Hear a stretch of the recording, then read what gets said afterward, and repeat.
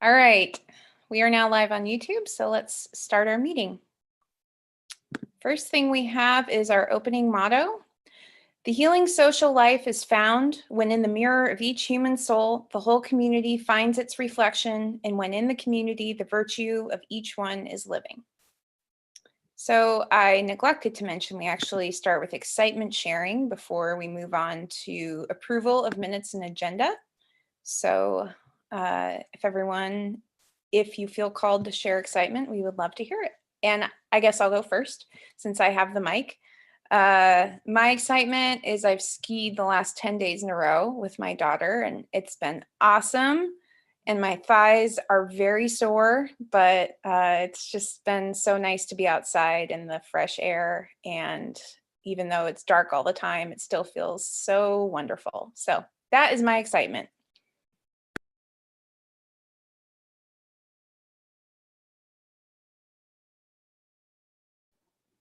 I'll share.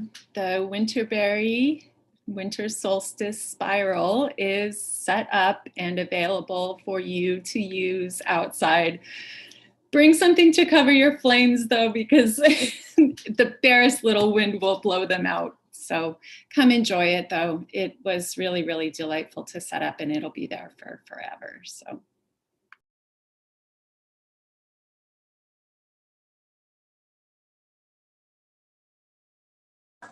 I'm just going to share my excitement, if you don't mind, about styrofoam peanuts. I'm reminded how fun they are. We just had a whole box of styrofoam peanuts erupt in our house, and they're everywhere. It's so much fun. I detect a tone of sarcasm in that remark.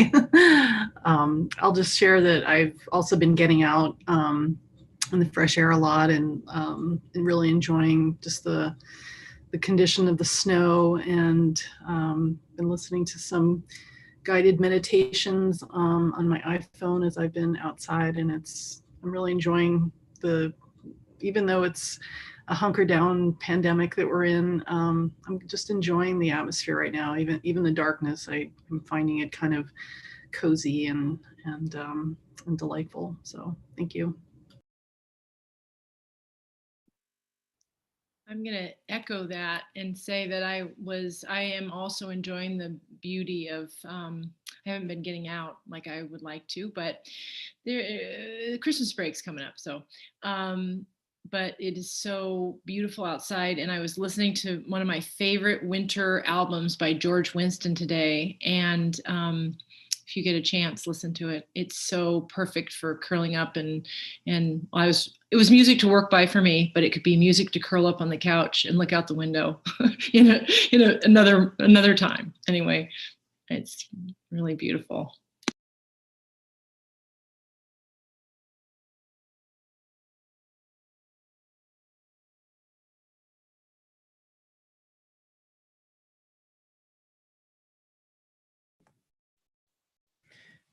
After a few months of being in between things, I think would probably be the cleanest way to say it. Just an hour ago, Alicia got a call and accepted an offer to once again be employed. So that was a very nice moment, and I'm kind of riding that wave this evening. Congratulations. I got one.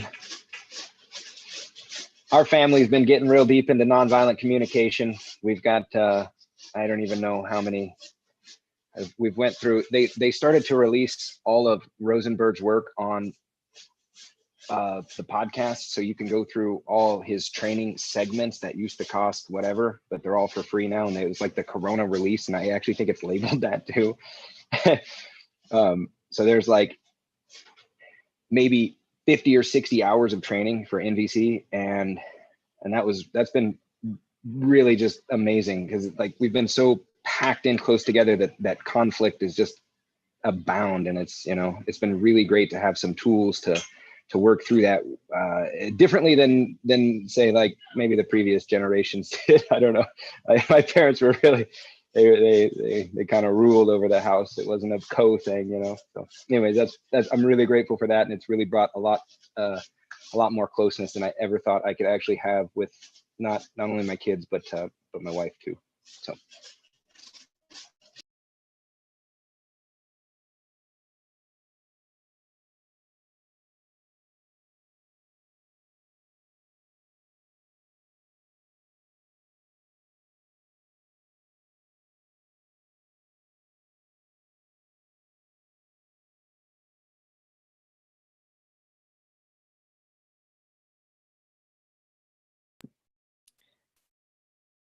All right, it sounds like we have had excitement shared. Thank you, everyone. Let's move on to our approval of the minutes. Has everyone had a chance to review the minutes from our last meeting? Or would you like a minute to review the minutes?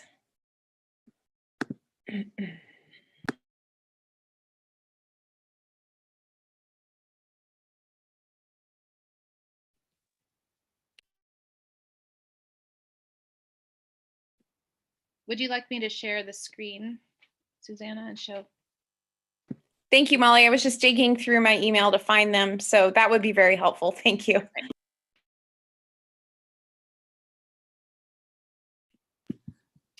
I will give you, let me find you on the other page.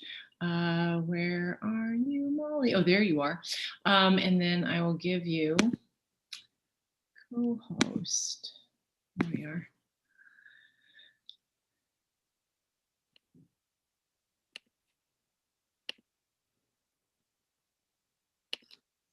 Nice.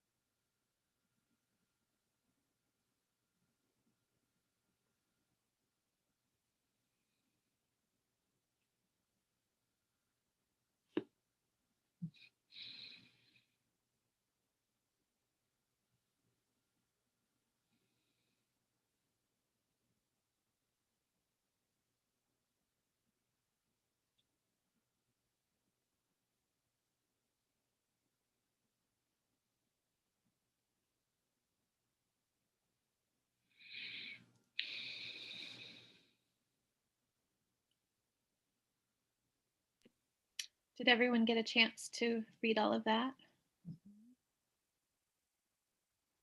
Okay. Thank you, Molly. Can I get a motion regarding approval of the minutes?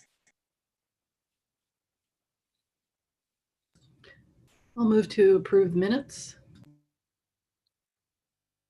And a second? Oh, I see Jesse in the chat box. Thank you, Jesse, seconding. All right, all in favor? All right. Thank you, Julie, by the way. Let's move on to approval of our agenda. Is there any changes to the agenda, or can we get a motion to approve the agenda as presented?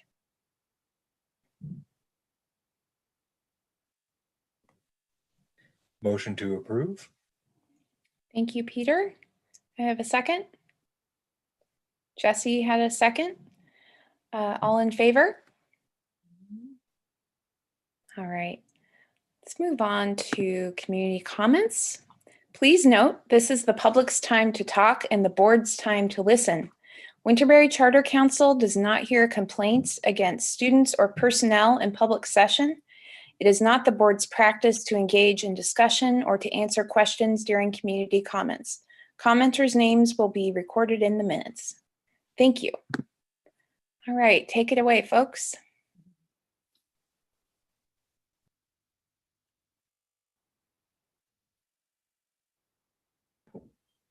Hi, how's everybody doing?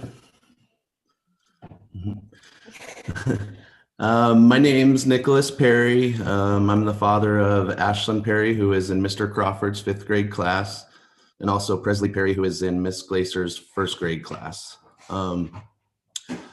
First, I just want to say I appreciate everything that you guys have been doing. I know this is not easy for any of you guys, and I can't knock anybody for what you guys have been doing, and as far as what you've been putting out there, and the effort, and just trying to work with this whole thing, because I know it's not easy, and I know I couldn't do it. So I applaud you guys for everything that you have been doing.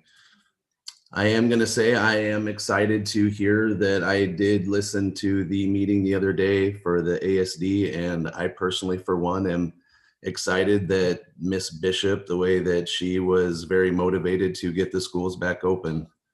I, for one, strongly feel that my kids need to go back to in-person learning. Me and my wife, we both run a business here in town, and I get up before my kids get up and I go to work, and then I come home and I maybe have about 2 hours to spend with them. And my wife also works at this job too. And it's something to where the time that we do get to spend with them, the last thing I want to do is be doing homework with them or trying to figure out what they need to do to get their schoolwork done or different things like that. We've been lucky enough to where we've been actually able to hire a nanny the last couple months to where she's been helping. But even then, the kids they're not doing what they need to do. They're not being able to finish their tasks or their assignments like they should. They're not motivated to. I know even just the emotional part of it, you can see a big decline in just even some of the way that they act towards each other and towards, I guess I don't really know how to describe it, but you can just tell that they're missing something. They're missing being with their peers. They're missing their teachers. They're missing that interaction. I guess the one thing that I really loved about Winterberry is we actually moved from Bear Valley, which is 2 minutes up the road from us. But the reason why we don't go to Bear Valley is because we love the Waldorf teaching. The last thing we want is our kids in front of a computer for hours on end, trying to do different Zoom meetings and lessons. And I really feel that for us that, I, for one, if you guys put the right mitigation plan in place, I'm going to be the first one saying, please pick us. Like, we would love to come back to school. We really would. And I just hope that you guys take into consideration what's going on north and south of us with what they're doing and how they've been able to stay open. And for the most part, they haven't had a bunch of cases that have broken out. And when they do, they take a few days off or those 2 weeks off, and then they go back to it. And I think that we could do the same thing. And I'm hopeful and praying that we can do that as well too. So just once again, I want to say thank you. I think you guys are amazing, and I miss all you guys. I miss slapping high fives with Miss Colleen and getting hugs from Miss Lisa. I miss all that, and I'd love to see some normalcy come back together, and I think it would really help our family. Thank you.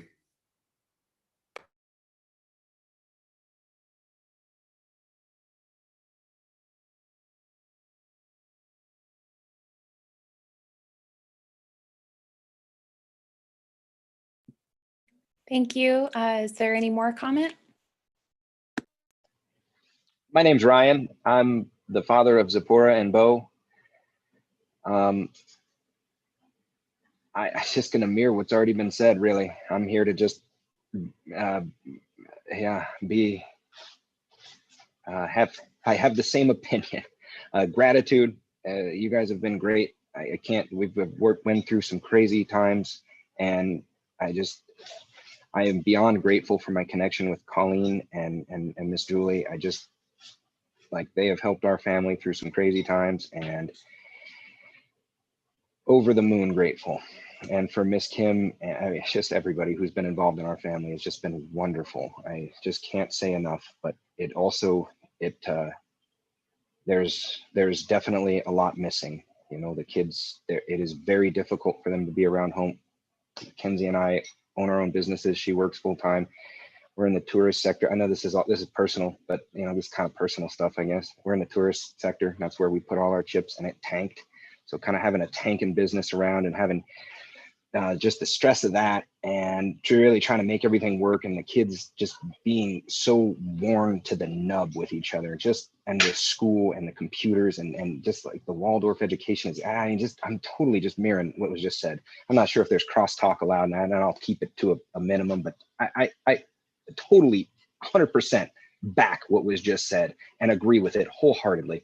It is devastating to their emotional needs, their self-esteem, to be on those computers. And my son does not take to it. It is very, very, very, very difficult for him. It is affecting his, it's affecting him very negatively. And it's really been really, really hard. NVC has like pulled our family through this in a way that's been really incredible. And that's kind of why I said that. But it's just been hanging on, really. It's been a really challenging time having the kids at home and with each other and not having anything really for them to do. Everything's closed, you know. It's sledding and skiing is really great. Do it for 2 weeks in a row and then tell me on the 14th or 15th day that it's really great. It's not. It's not. They don't want to do it anymore. They hate it. And it becomes like, it is very difficult. We would very much like to see the kids go back to school. That is, I guess that's what I'm just here to say, is that we would also be first on the list. It would take yeah, if you guys opened up, we will be there, 100% guaranteed. And I'll sign anything we need to do to get that in writing, get it notarized, whatever. But that's where we're at. And I know I speak for Kenzie, my wife too. And I know there's a few other families that we're pretty close knit with that are not here today, but they are definitely in line with us. And I just would really like to see the kids back in school. I would like to see an option for that. I understand there's health complications. I understand that everybody has to make their own decision of what's right for their family. But what I get stuck on is when people start making decisions that ultimately affect my family. Like there's an option here where we can have our cake and eat it too. Everybody can win here. That's the way I'm seeing this. So if people who want to stay home, they can stay home. People want to go, they can go. But slamming this into a full lockdown, is really hard for me to, it's hard for me to accept that's very exclusive of many people's needs. And we are some of the people that are being excluded in that. And it is very difficult to see the North and the South and all the neighboring people open up and have really great mitigation plans. And then just my kids just at home for the entire 2020 school year. It's devastating, to say the very, very least. That's it. Thank you. Thank you so much. Is there any other comment that we need to hear? Well, hey, it's Ricky, or known as Mr. Lind. I'm the music teacher here at Winterberry. I'm also split with Rolke-Schule, the German immersion school. And I just received news last week that I'll be teaching full-time at Rolke-Schule the rest of the school year, only because my salary is split between the two schools. And I'm not going to speak as a teacher right now. I'll speak as an individual. To please write everyone you know, because it's our voice collectively, not like as one, but just like all your individual voices, written to our reps in Juneau, to DC, to the school board, that really put perspective in the leadership's realm. Because without our voices, they'll do whatever they want. And it's because of the voices that we have that testify at the school board, it's changed points of view. For example, Star Marset at the Muni a few months ago said, "Excuse me, City of Anchorage, please do your part," so that we could do our part. So please put some restrictions out there so that we could safely open our schools. So the sooner the Muni gets a hold of it, the sooner that we could get a hold of it, know what I mean? So please, if you can, write everyone you know, even to other PTAs. You could form like an entire PTA group even to testify at the school board sometime. And thank you for having me here tonight. Thank you, Mr. Lind. Do we have any other comments? Okay. Molly, do you have everyone's names for the minutes? I don't know how to spell Perry, and I don't know Ryan's last name. Okay, folks, could you clarify?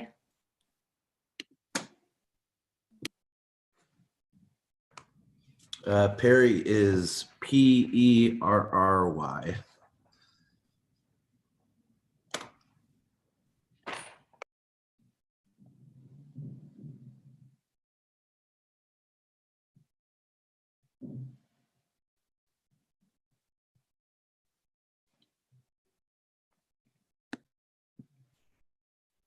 Molly, he wrote it in the chat box. Did you see that? Okay, great. Thank you again, everyone, for giving comment. This is really, it just warms my heart, and I feel like it's really great. So thank you, all of you, for sharing your hearts and your opinions and your minds with us. And please know that we hear you, and we're just glad that you spent some time with us. You're welcome to stay for the rest of the meeting, but if you need to go, totally fine as well. Okay. All right. Let's move on to informational report. Miss Julie, principal's report. Sorry, Principal Peppy Phelps. Whatever. Thank you. And I just will send in the written form of this, but I'm just going to speak. I'm going to speak it right now. We're at the end of our second quarter. We are at the end of our second quarter, and teachers tomorrow will be working on their reports to deliver to their families after the holidays.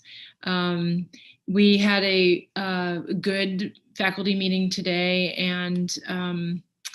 and reviewed both the community survey results and as well as our faculty survey results, and had some good discussion around that.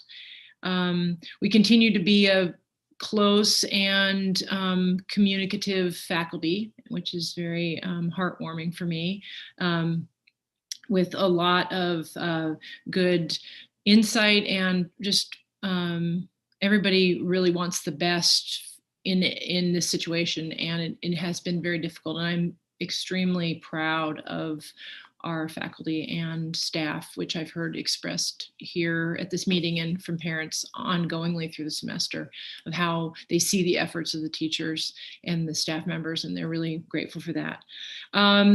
Facility, we had a pipe break down in the west end of the building last week, which got repaired by the building owner, and it's still, the heating issue is still a little off down there, but he is aware of it and on it with plumbers, etc. We're still working on our clock and intercom issue, but we've had some good communication in that way. And we are also doing a review of our HVAC system, air system, to be sure that we have the ventilation at least equivalent to the recommendations of the school district, and then some. So we're working on that. I did want to say that there is a spiral that Miss Lisa had mentioned earlier, set up in the play yard for families to walk in. And tonight's newsletter talks about that spiral and kind of the ways that families can utilize that. And I wanted to say thank you to Miss Lisa and to Miss Jenny, who were really instrumental in putting that spiral together. And it's definitely outdoor spirals, near and dear to my heart. Food and holiday support has been going on, ongoing efforts by predominantly Miss Colleen, who has gathered and cared for and tended to all of our families in express need in very, very good ways. And I wanted to thank Miss Colleen for everything that she does. And we all know, besides the High Five Fridays, which Mr. Perry referenced, that and so much more that we love Colleen for. And so that's really, as far as what's been going on in the realm of principal, besides everything else and all the decision making that's happening throughout the district. That is it for now, my report. Does anyone have any questions? I have a quick question. Principal Pepe Phelps, thanks for letting us know about some of the repairs and the issue with the pipe, and hopefully all that will be resolved soon. But I had a question around the HVAC work. And you mentioned the school district's suggested parameters around there. I'm wondering if that was in line with any COVID mitigation, if their recommendations were taking that into account, because I know that air filtration and circulation is really important to be thinking about if we're going to be trying to evaluate bringing students back into the building. Absolutely. Yeah. Long ago, actually at the beginning of the school year, I reached out to our building owner and he sent me the kind of mitigation plan, like the plan, or basically an overview of what our system does and the different components. And then then I reached out to the district to ask them about what their standards are, having to do with the different kinds of filtration systems and amount of time that venting is open for fresh air and circulation and things like that. And they gave me some good information about that, in which I am putting together when I walk through, and hopefully that will happen during the break, the winter break, with the building owner to review the HVAC system. Train is the manufacturer. And so what besides the filters, Train will set through their computer the different systems, open, close, more, less, things like that, to allow the greatest amount of air circulation, that and all those things are matched to the school district current standards for COVID and beyond. I mean, we'll just continue to sort of delve into it. And then there's a variety of suggestions that people have sent me about different ways to look at air systems and kinds of other things that people are doing, which I'll look at more in depth through the next couple of weeks. And yeah. Excellent. Thank you so much for that additional information. Julie, is there a need for more money? I know you guys were offering to buy food for families over the holidays. Are you guys just kind of ongoingly collecting funds and food for that kind of thing, or? Well, have been collecting, and tomorrow is sort of the delivery day of things that Miss Colleen could get together and donations. As an entire community, everybody, in comparison to the Thanksgiving kind of efforts forward, the community is a little quieter this time as far as their giving, and that could mean a variety of things: busyness probably, or just maxed out. So Miss Colleen did what she could in that time frame of gathering. And so, I mean, if you wanted to call her tomorrow morning and see what was happening, that would be, would be very appropriate. So you could see if she needed anything else or whatever. Thank you.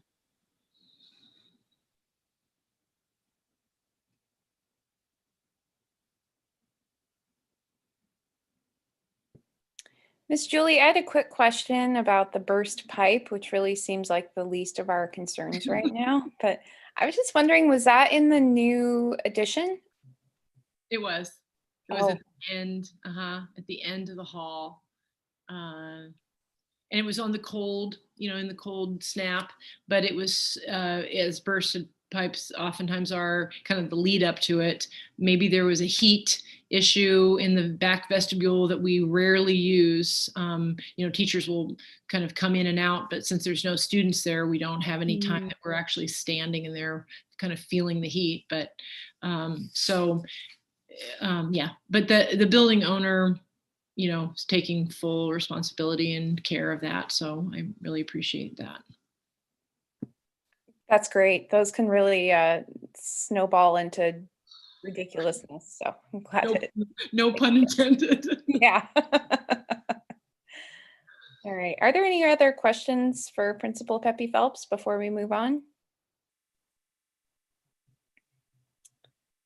All right. Let's have a faculty report.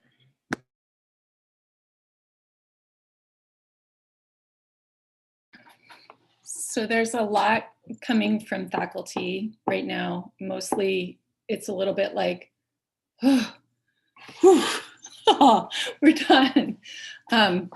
Just an out breath right now, but also deep gratitude and huge amazement for what students and families have been able to do over semester one. I mean, at our faculty meeting today, there was so much enthusiasm for what students have been able to accomplish over the semester. So huge gratitude to families and to students for that. And then also a collective sadness over the fact that Mr. Lind is going to be spending the second semester at his other school. We're really going to miss him. Other than that, we are all taking an out breath for the next little bit and then preparing ourselves to come back to whatever we're coming back to. So that's pretty much it. And I'll take any questions if there are any.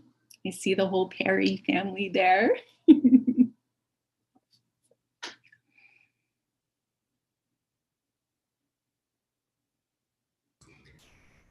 I just had a quick question about Mr. Lin. I guess I wasn't quite clear on why he's spending the next semester at Rilke and not Winterberry. Is it a funding issue or what? And maybe he can address it if he's still on. I'm not sure. Actually, Principal Pepe Phelps, do you want to address that? Yes, Mr. Lind was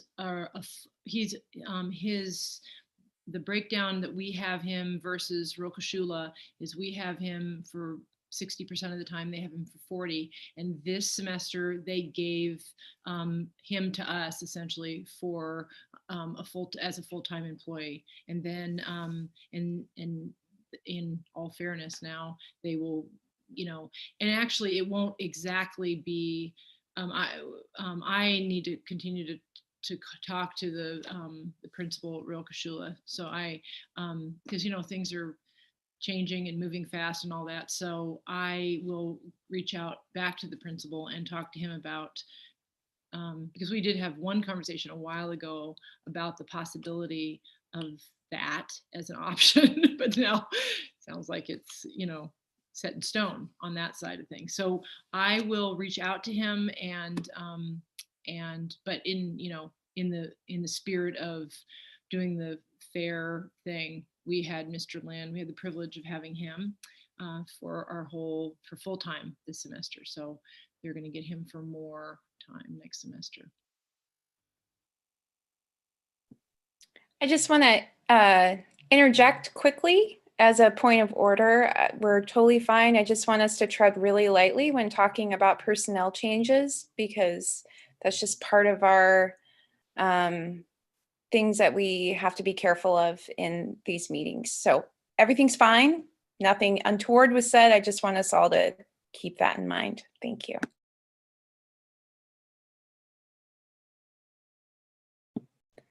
All right. Do we have any other questions for Miss Lisa before we move on?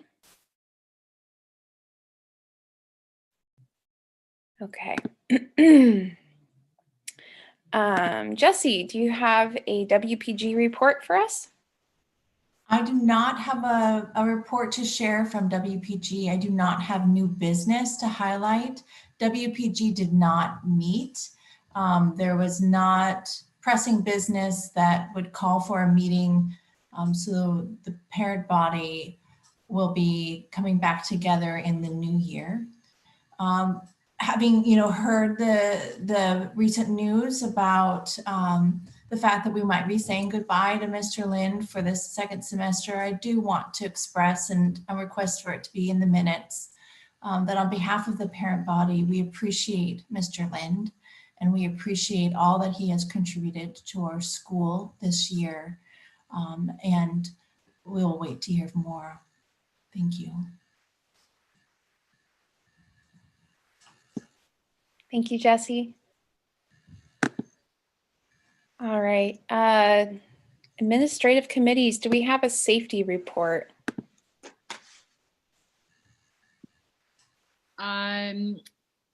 Well, things safety-wise around Winterberry have been safe and secure. Our homeless friend has not been around the school since the last meeting, and nothing else has happened that has been of any concern safety-wise.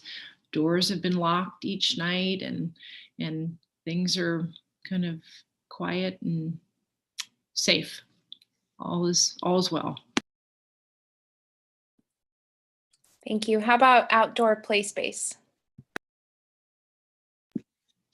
The sledding hill is snow filled and ready for any child that would want to, with a helmet, slide on it. And our ice rink, a wonderful parent volunteer stepped forward to say that when the time is right and the temperatures are right and he's back from the travel that he needs to do, he will come and give us an ice rink. And so we will trust that when all those stars align, that we will have that to look forward to.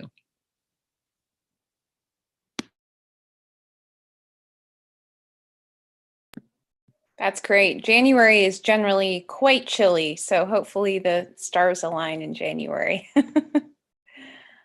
Great.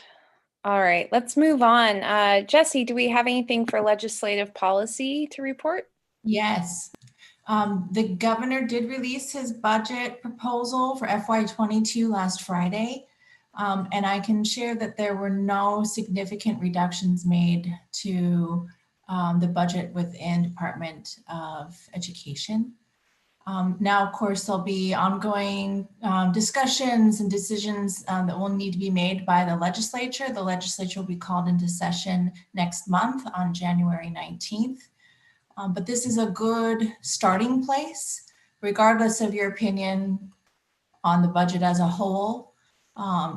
When looking at potentials around proposed changes to the funding formula or any major changes that could have been proposed to the budget, that did not happen at this juncture. So that is positive news to report, and then we'll continue to monitor what happens on the legislative side. Certainly open to any questions you might have on that.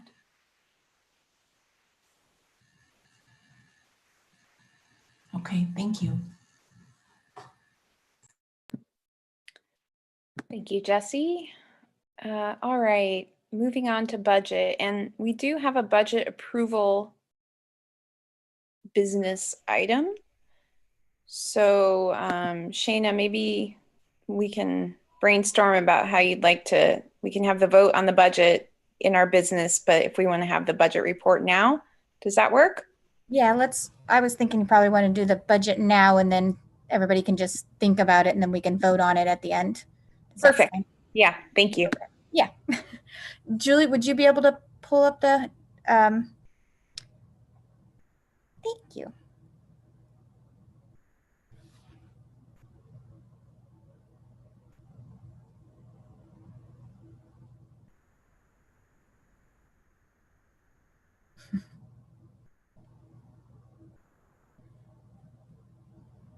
So let me, I just am looking in my email because I think you sent it, maybe not responding. And so I'm going to find it in 1 second. You can begin and I'll just put it up as soon as I get it. Okay. Yeah. And I sent it to everybody and you were included in the response of the WCC. Okay. That's the one you're looking for. Okay. Okay. All right. So when she brings it up, you'll see and several of you probably already received it on the board. I did a graph of the Winterberry budget fiscal year 22 versus what we're currently in fiscal year 21. You will notice a difference. Our fiscal year 22 was budgeted based on a estimate of 250 student count. We were allocated 3 million. There we go. Oh, hold on. You want this or the Yeah, nope, that's perfect. Okay. Yep. And if you scroll down to the bottom so they can see where we're actual budget, there we go. That's the total. So we were budgeted for the fiscal year 22, 3,008,059. Budget, the difference between the budget fiscal year 22 and 21, you'll notice that there's salaries and benefits have continued to increase, but you'll see on the budget itself looks like there's a decrease as far as on the salaries, but that is solely due to the fact that our full-time employee count went down to 23.8 full-time employee versus the 24.1 full-time employee. We reduced our Movement. movement. Yes, thank you. Our movement, as well as a couple of our employee turnover. We have a couple of new employees that are newer when our other 2 employees left, 1 retired. So that's why you would see the difference. Our building costs remain the same. Obviously, that's completely fixed. Our increase, I did increase the supply budget slightly. One of them doing the fact that I wanted to allocate a little bit more to nursing to help out with, especially with the incoming year of maybe needing more PPE, things like that. And an increase slightly in student supplies, just because we had it and we're gonna probably need it with the use of this year and needing more next year. Our unallocated balance of funds are funds basically that haven't been budgeted yet, so we can take those funds and put them in other places. You'll notice the difference there in our unallocated. So we have, for this year, we have 214,356 unallocated. Part of that can be used for additional needs or services for other students. For instance, for a couple of our high intense needs students, which is why we got some of additional funding. So we placed it there. It's easier to put it there than putting it into salaries when we don't know what that particular student or those students will need. So does anybody have any questions?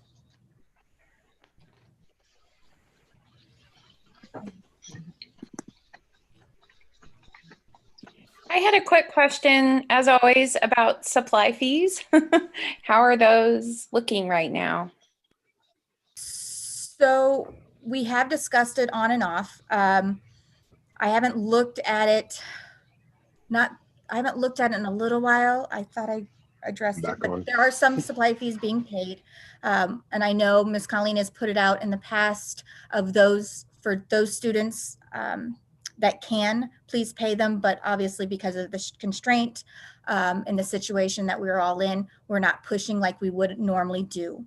And we're kind of just swallowing that cost and saying, you know, we're all in this pandemic together. But if we can, please do. We have had several families actually donate and sponsor some students as well. I can get back to you on how much we have now currently, but where we are. But like I said, we're not doing a huge push like we normally would. Thank you. That's actually really good to hear. Yeah, thank you. Are there any further questions? Sorry. And I did want to say, if anybody has any questions in depth more than this, just go ahead and you can get with me, or I can submit the full report that is sent to ASD. But I thought this breakdown and the charts probably would be easier for you. I don't have a question, but it's just a comment. Thank you for this. I think that it's a great layout and appreciate your time on it and presentation. Thank you very much. Thank you.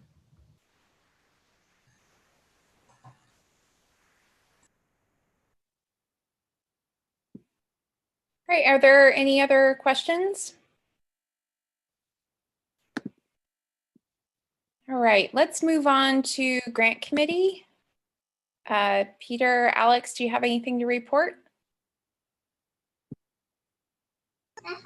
I don't have anything to report. I'm sorry. This is Alex.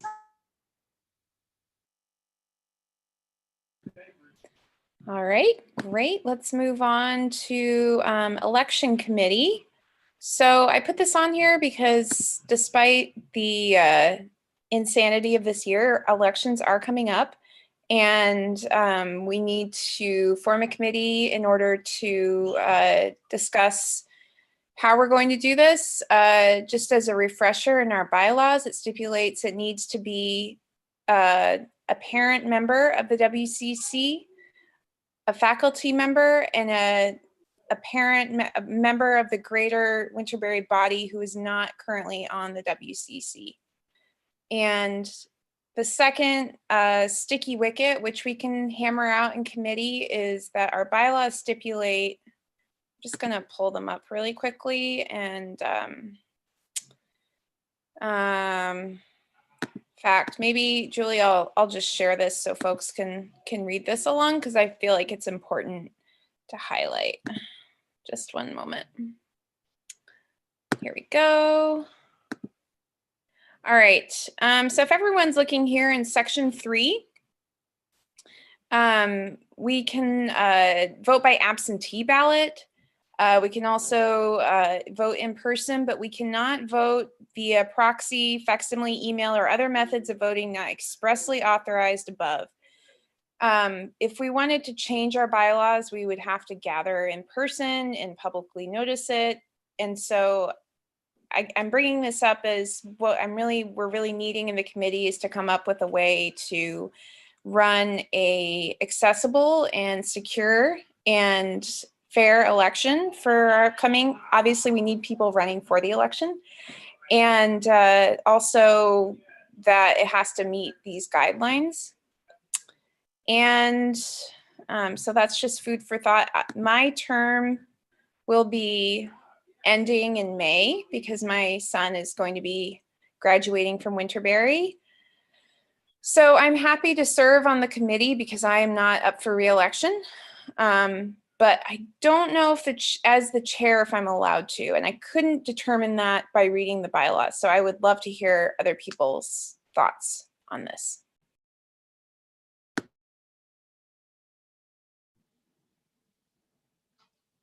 I think it's fine for you to serve on the election committee.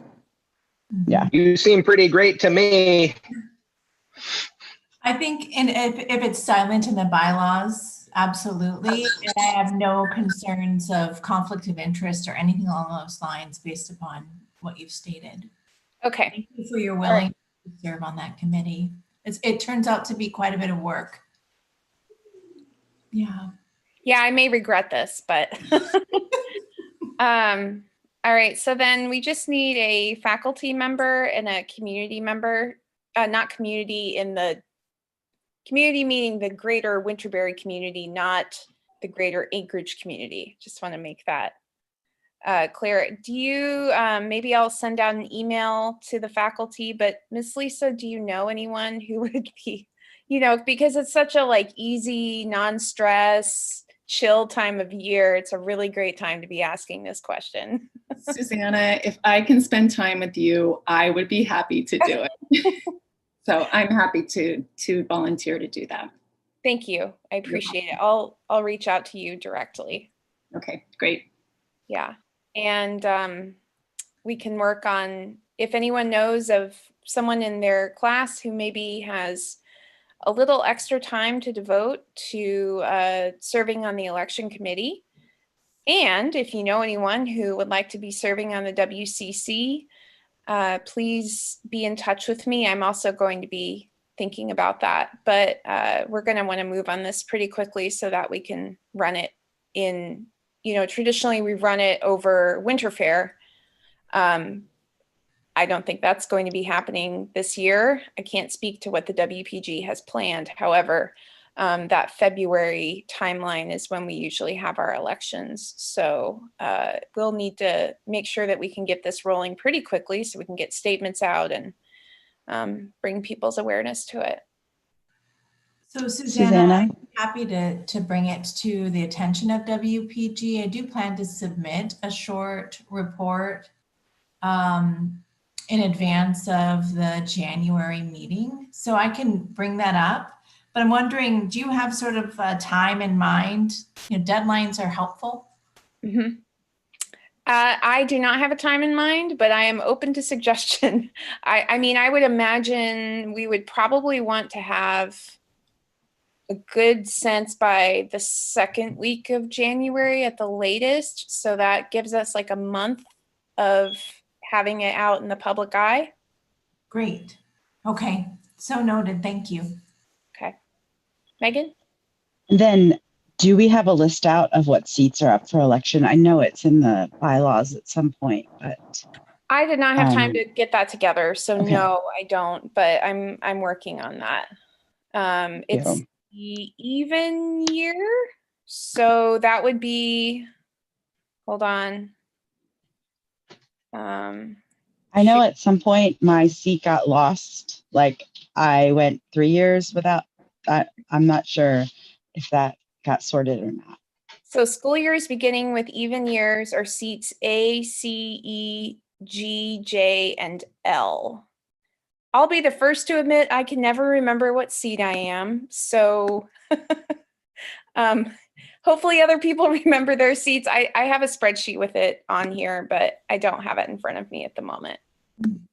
And Susanna, I helped with this committee for a couple of years. I was never like the driver. I was just a helper behind the scenes. I can send you just some historical background just for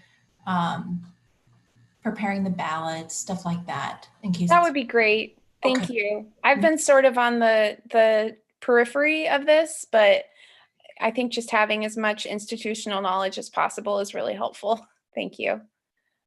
And just really quickly, Megan, I'm seeing you as seat K. Does that sound right?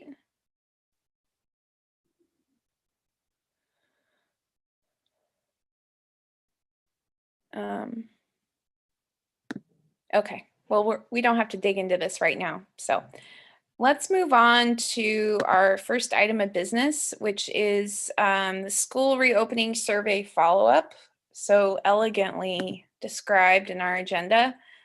This is in response to the committee that was formed out of our last meeting to assess Winterberry's plan for convening physically starting in January. Well, I think actually I should say in line with what the school district has proposed.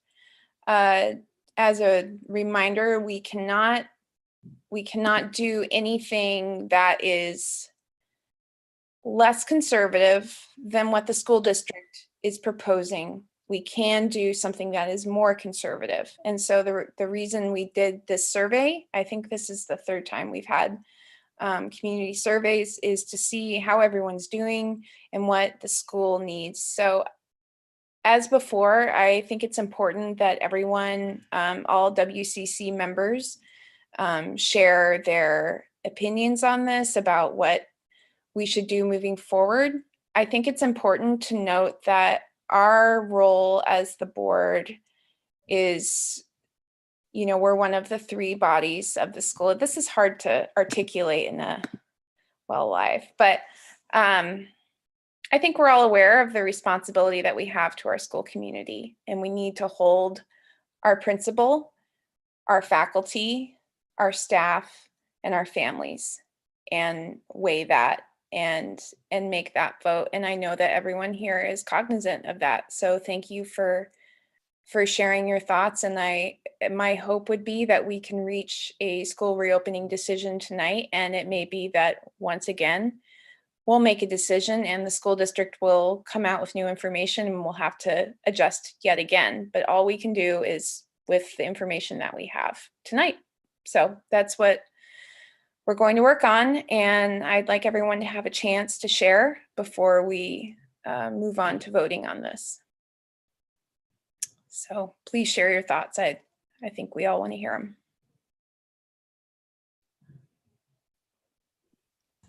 them. Also, I'm sorry, Miss Julie, could you share the community results before we get too ahead of ourselves? Let's see what we're working with. Thank you. Yeah, and I just wanted to know from everyone if they received or had a chance, received and hopefully had a chance to at least a little bit review the community survey that I sent, and as well as the faculty survey that I sent. I did not see the survey. Nor did I. The survey? Okay. No. Well, I looked for it, but did not see that. Yeah, it's because I didn't send it then. I sent it to the faculty and then we discussed it. So, okay, I have it. we'll go through it, and then whatever comes up, and I'll send it to you to look over again, but we'll go through all the data that would have been on that, and I apologize for that. The old slipping through the cracks. Okay, let me see here.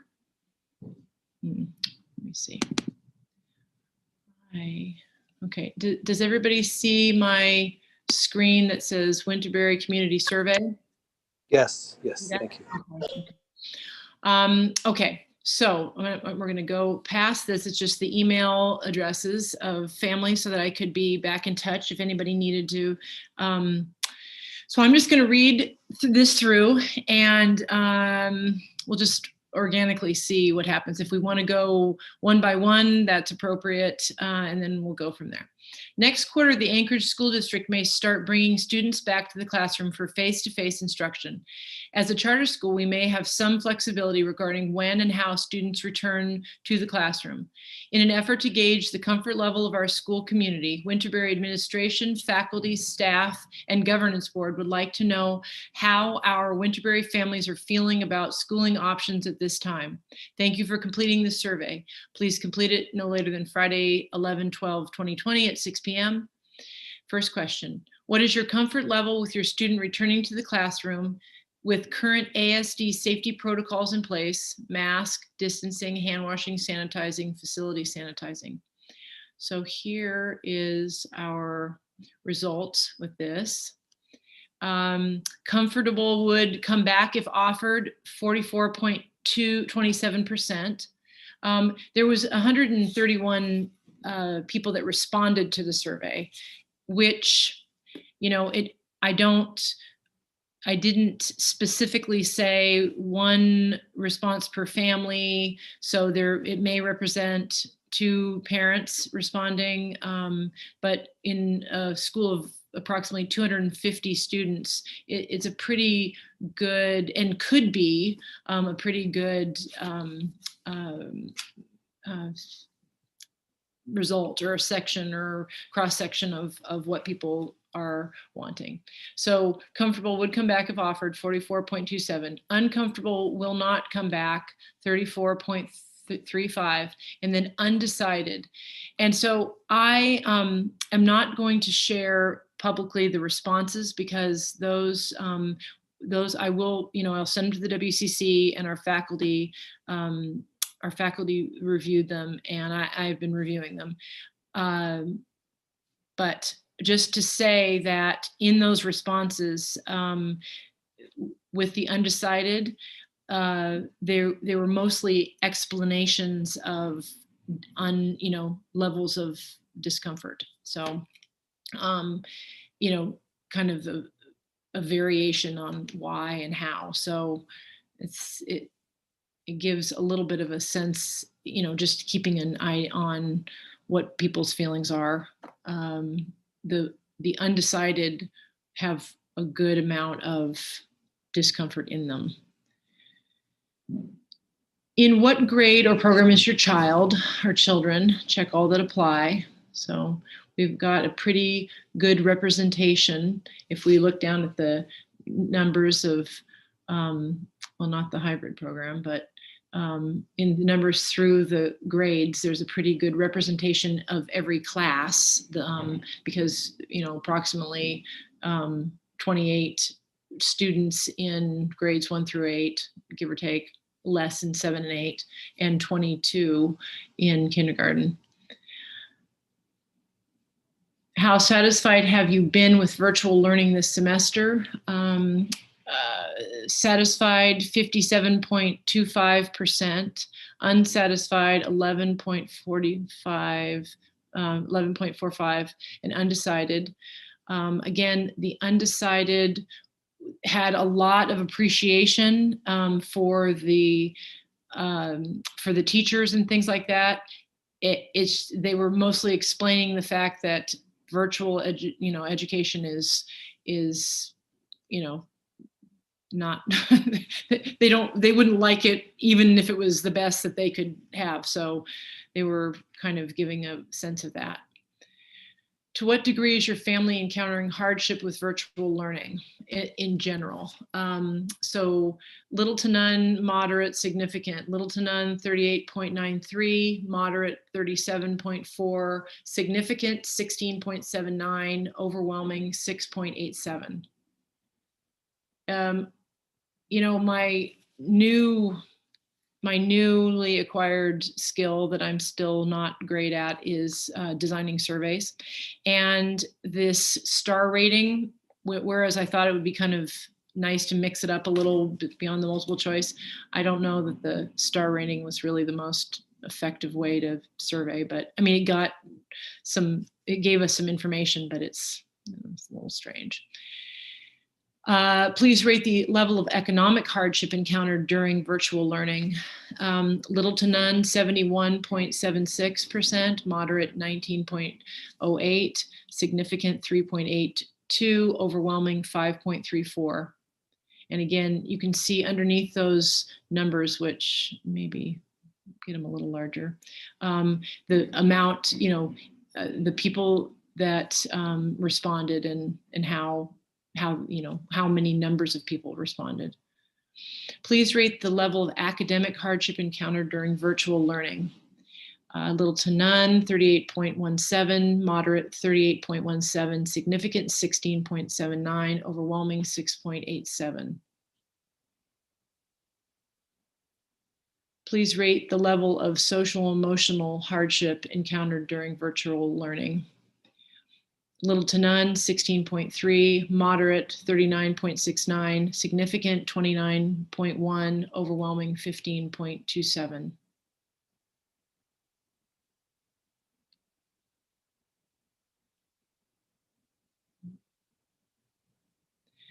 And then the last question was, please note any ways that the Winterberry faculty or staff could improve your experience. And we had 81 responses, and very, the overwhelming commentary was in gratitude and support, which we are hearing in varieties of ways here at this WCC meeting, phone calls in, and again, like, it's very important to me to have our families know that they have a voice, and that I have read over everything, and I'm going to go back over a few more times and kind of get the requests, dig the requests out of all of those, and have done that a few already, but I need to go over it again.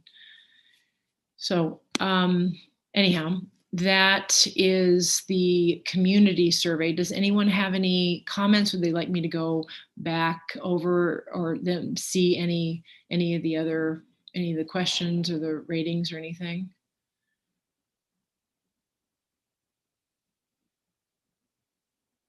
Okay, well then, if not, I'm going to move over to the faculty and staff survey. Dear Winterberry faculty and staff, Winterberry administration, and Winterberry Charter Council would like your input on the following questions. Thank you for taking the time to answer as thoughtfully and honestly as possible. Please complete the survey by Thursday at noon. If in-person learning resumes in the winter or spring, how comfortable are you returning to school? Comfortable, ready to return, 19.05. Comfortable after being vaccinated, 28.57. Uncomfortable, concerned about returning, 52.38. Very uncomfortable, will not return, 0.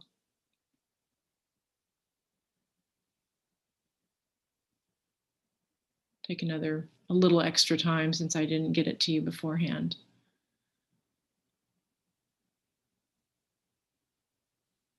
Question 2, if you are concerned about returning to in-person learning because of possible COVID-19 exposure, what concerns you the most? Check all that apply. Personal health safety, 20%. Possible exposure for vulnerable household member or often seen family member, 20%. Both A and B, 45%. Other, please specify. The one that I left off in my new career as a surveyor was the community effects. And that's what most of the other people, the people that responded expressed that they were concerned about our possible contribution to community spread.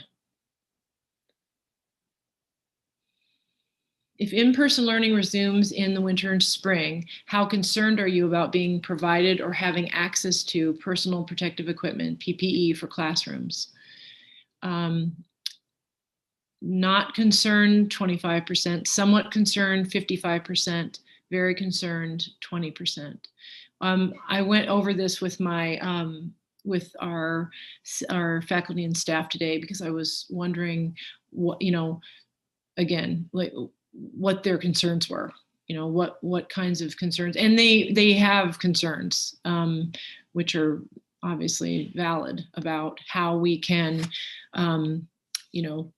regarding distancing and things like that, but masks and mask usage and how to keep that, how to keep children in protective equipment, the ways that we'll care in that way. And I assured them that anything that they need personally to feel safe, that would be provided for them, that we would purchase any style of, anything that was that they wanted or needed. If in-person learning resumes in the winter or spring, how concerned are you about being provided cleaning materials and instructions for sanitizing your classroom?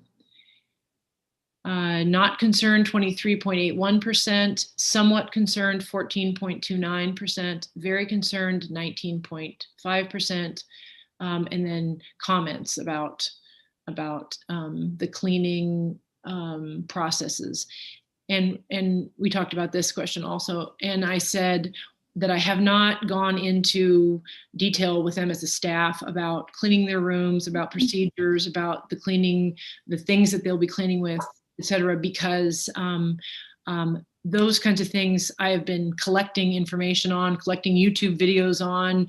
We have all the cleaning, the little tabs, they call them, tablets that they give us in great amounts, and spray bottles and paper towels, and recently hand sanitizing little things that are right in the inside of the classroom that the school district just put into our classrooms today. And that I haven't gone into this detail with them because it's not quite time yet, and that I have all that information and I will share it with them, and plenty, but person can only take in so much information, and it wasn't pertinent for them really to be thinking about at that point. How many students would you be comfortable having in your classroom for adequate distancing? 5 or under, 30% said 5 or under. 6 to 10, 55%. 11 to 20, 10%. 21 to 28, 5%.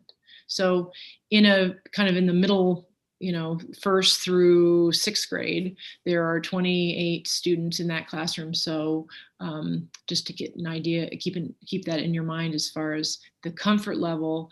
And then the school district has parameters as far as, the levels of students that we can have in the classroom, bring back to the classroom anyway. So that's another component that will be considered. If in-person learning resumes in the winter or spring, how interested are you in holding class outside versus inside the building? Not interested, 26.32%, somewhat interested, 31.58%, very interested, 42.11%. So, and then we discussed the reality of that. Timing, reality, what that could look like, different opinions on how that reality feels. And anyway. Will you receive a COVID-19 vaccine when offered? Yes, 55%, no, 10%, undecided, 35%.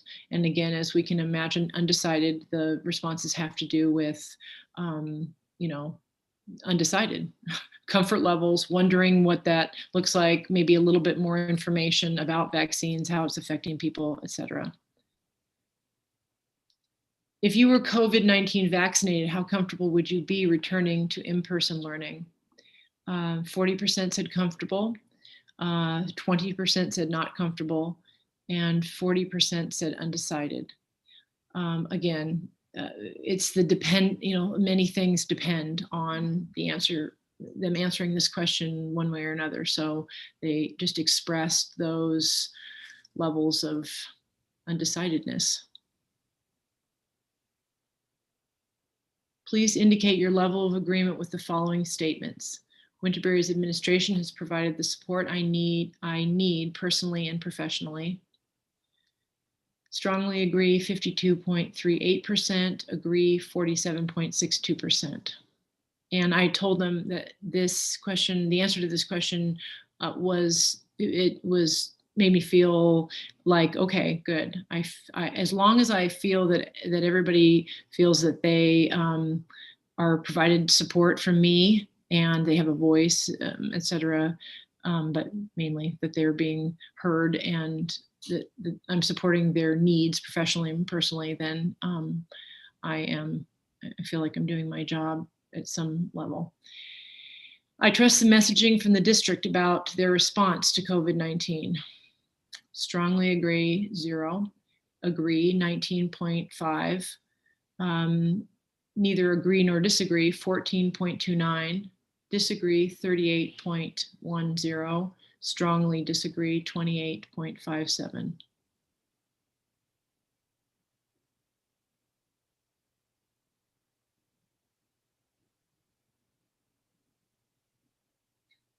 I understand my role at Winterberry during this time.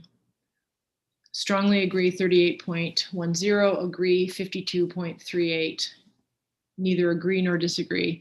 We talked about that too, and that person responded they didn't quite understand the question. What did I mean by their role? And so, you know, after that got cleared up, they, you know, do understand their role. I am receiving good feedback from students, parents with regard to lessons, content, support that I deliver to students. Strongly agree, 33.33%. Agree, 57.14. Neither agree nor disagree, 9.52. Which for me lets me know that the teachers, staff are feeling that they have been receiving positive feedback to what they're giving to their, you know, I know whom to go to when I need help. Strongly agree, 57.14, agree, 42.86.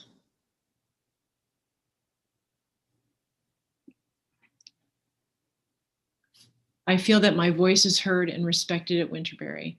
Strongly agree, 38.10%, agree, 52.38, neither agree nor disagree, 4.76, and disagree, 4.76. Again, I asked when we were discussing this and going through this at the staff meeting today, I asked that person, that anonymous person who disagreed with the fact that their voice is heard and respected, if they would please reach out to me. And that was, you know, that's one, you know, one, I know in a sea of strongly agree and agree, but that one person that feels that maybe their voice is not heard and respected is the one person that I really want to talk to and see if I can hear them, hear what they need. What is your role at Winterberry? Faculty teacher. It's just a little breakdown. Okay. any additional comments that you would like to share with the principal, faculty, staff, or WCC. And then there are 14 comments, and they are significant. And while I'm sitting here thinking that I did not, I mean, and in all honesty, I sent it to the faculty and intended to send it on to the WCC, and I did not do that. And I feel like you need to read the comments from our faculty, and you need to all read them. And so, you know, I know we're moving and working toward a you know, a decision, and I am the one who dropped the ball, but I don't know at this point what to do, because I really do think that it would be really important to your decision-making process to read, and the faculty took time and lots of effort to write very heartfelt comments. And so I don't know at this point. I all I can do is apologize, because it was like, gosh. Julie, I think maybe we could take a short recess and you could send it out and everyone could have a chance to review it, and then we could reconvene. But I'm open to other ideas. I would appreciate that if you would. I agree with that. And I think that falls right in line with our process. And, you know, this was a step that we articulated as the committee and how we were hoping to proceed with all this. So thank you for that, Susanna. Would appreciate perhaps a 10 to 15 minute recess to cover that material. Yeah, it's 7:20 right now, so why don't we plan to reconvene at 7:40? And that will give everyone time to drink some water, go to the bathroom, read through everything, and then let's plan to meet here at 7:40. Thank you very much. I'll Yeah. get off to you right away. Thank you. Okay.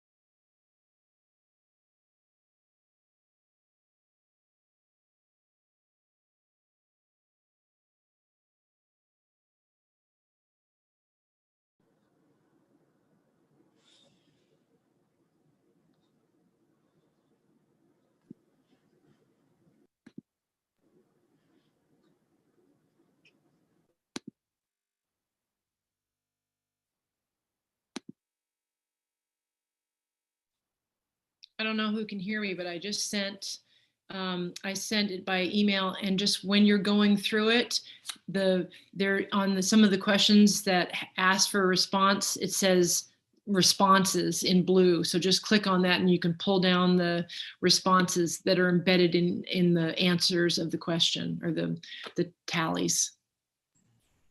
Fantastic. Thank you very much, Julie. I'm looking at it all now. Thanks so much. Okay, thanks.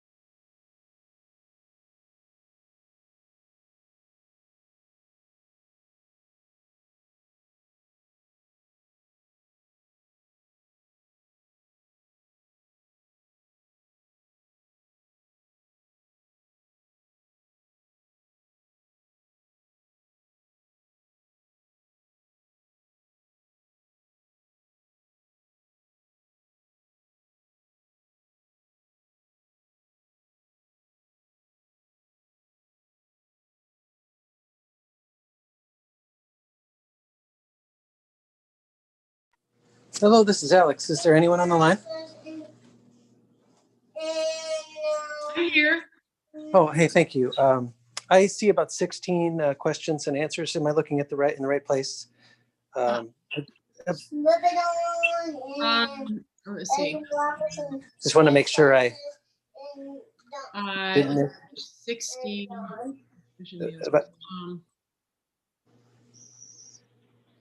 There's about, let's see. No, there's,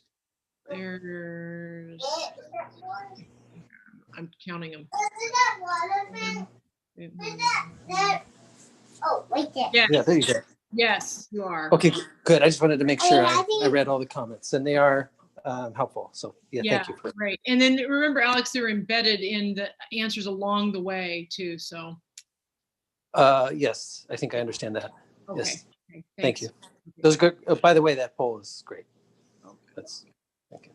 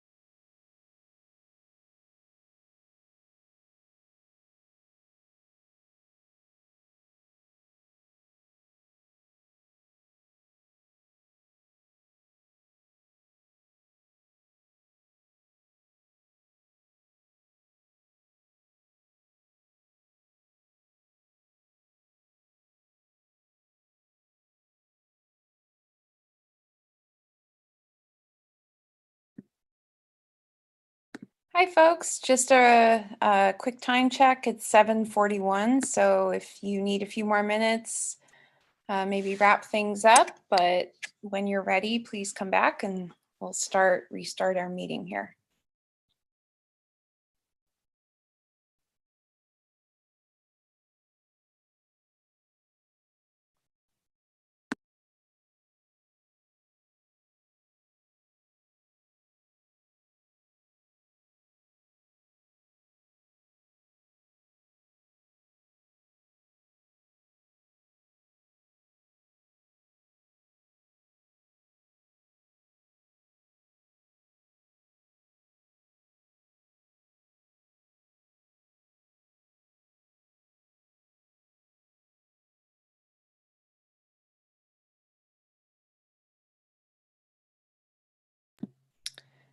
Is everybody ready? I don't want to rush anyone. If you are not ready, could you let me know? Otherwise, I'll assume that we are ready.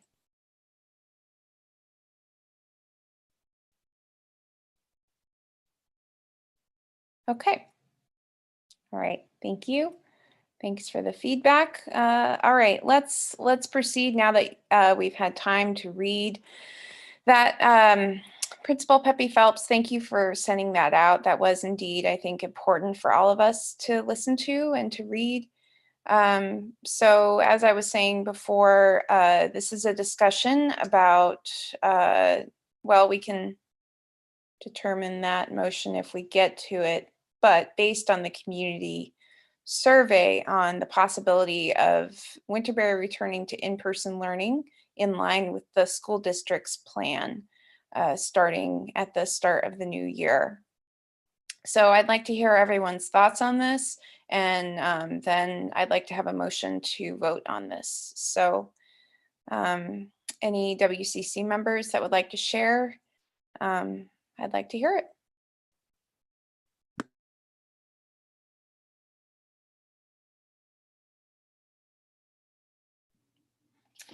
I would like to take this opportunity to share. So, as the kindergarten teacher at Winterberry, I have a very strong responsibility to consider the needs not of just one child, but the needs of my whole class and their families. And I have to see the needs of all, not just one. And what I see is that children need from me rhythm and consistency. As Waldorf educators, we know that this is key. Families need to be able to access the same curriculum and experiences. I have a duty to keep my children and my students safe. My families are struggling, yes. We all miss each other and we all want normal, but this is not the time. I can't keep the children safe. I can't keep their families safe. I can't sanitize the kindergarten environment. I can't guarantee equal access to education when some children are at school, some children are at home. And I cannot make sure that I have rhythm and consistency when there's a possibility that we will be starting again, stopping again, starting again, stopping again. It is my request that we strongly consider delaying in-person education through third quarter.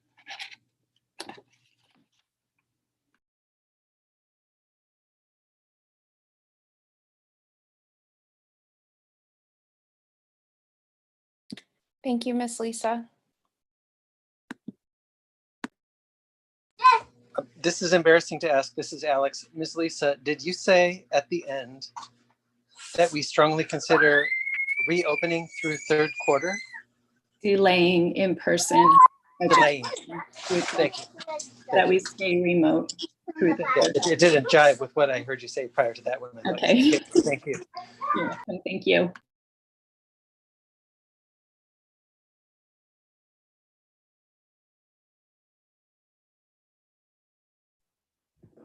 I'll contribute something. I'm work for a group, and they are having a rash of sickness go through our work population, and that's obviously shocking and scary to put yourself in that situation. It's always one of those things where you don't realize it until after you've been so close to it, or maybe in the middle of it, that your concern gets, it's always that delayed effect.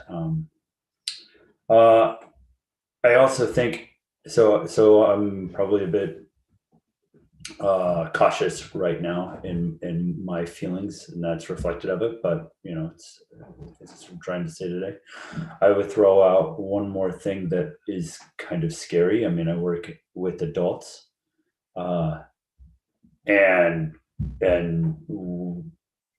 part of the process of being sick is basically telling everybody else, hey, I have not only been exposed, I am actively sick, or who's not in work today, or whatever it is. And I fear that, the first part of this is the kids wanting to go back to school because everybody else is. And then, there's peer pressure with that. And the next thing you know is, oh, well, somebody is now staying home from school. Are they sick? I was near them. And then it becomes this kind of odd sense of, not bullying, that's not the right word, but stigma, these are odd times. But I guess I thought I would share that. I work with adults, and there are still peer pressures and stigmas, and we are going through the full cycle of it right now. I can't imagine what that is like for kids.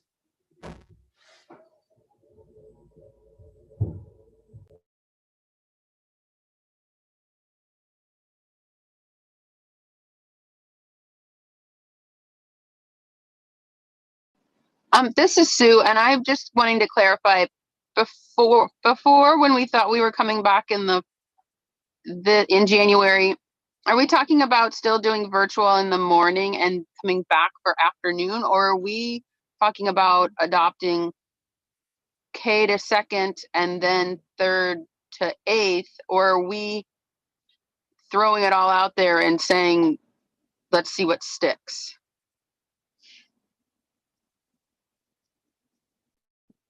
That's a great question. And Sue, I apologize. I should have been more clear about that. Maybe Principal Pepe Phelps, could you shed some light on that? Well, I think that what is on the table right now is similar to what was on the table before when we came together, which is that we're going to deviate or not from the plan that the Anchorage School District has put forth, recently. So I think, last time we requested flexibility, but as far as like the exact plan, I haven't come up with, whether it is that, so it's all on the table really, because is it coming back K to 2? Those schools I think are coming back in that manner because they're big and because they feel like they can distance their population, and they have teachers that can cover. They'll take their some teachers and put them here and there. They have different situations that they're dealing with. So I think in this situation, we're thinking deviate from the school district. I think maybe that would be as much as I've thought through at this point in time. And I think there was also discussion about, not in this meeting, but in the past, about bringing back the students who were really in need of in-person support while offering the virtual option for families who feel that they are okay with the way things are in their family unit, and continuing that for as long as they felt comfortable. Does that sound right to everyone that we had discussed that? Yes, there's a couple other things though to note with that. A point of clarification for if students were to be brought in the context of that conversation, it wouldn't be, as it was explained to us in that scenario, potential scenario, it would be supervised time for those students in the building, but perhaps not classroom time with their teacher in an organized way. Does that, are you nodding in agreement with my statement, Principal Pepe Phelps? Okay, so I think that's an important distinction just in the realm of potential options.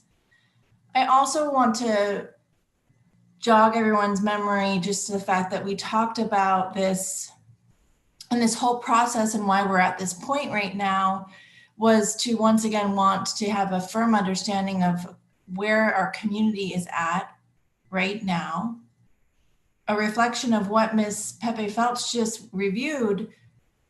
Our community is very split. And then a recognition and a need to understand where our faculty is at. And I sense a strong sense of caution and fear from our faculty overall, and a desire to be safe. I think that's my big takeaway that I can contribute, just thinking, you know, from a high level of what we've learned from the faculty from that survey. The other big thing in my mind that I haven't heard articulated yet is that there was a baseline understanding with what we were seeing coming from the school district, that the school district would potentially take a certain tactic and we would never want to be less conservative, so more risky than what the school district would propose. In recent times, we've seen conversations at the district level change significantly, to the point where most recently we've witnessed the school board take action that would diminish the approach that the superintendent has been taking thus far, where it might seem as though they're going to make steps to reopen, but she would pull back out of fear given the spikes in the case counts. And so some of those dynamics have changed most recently, and I think it is just important to recognize that, because that is going to have an influencing factor, I think, on how the school district will indeed proceed moving forward with that resolution in place to be pushing more towards an opening. So I just want to offer those reflections, and open to hearing others' thoughts at this point. Jesse, thank you for sharing those points. I think they're really important to be noted.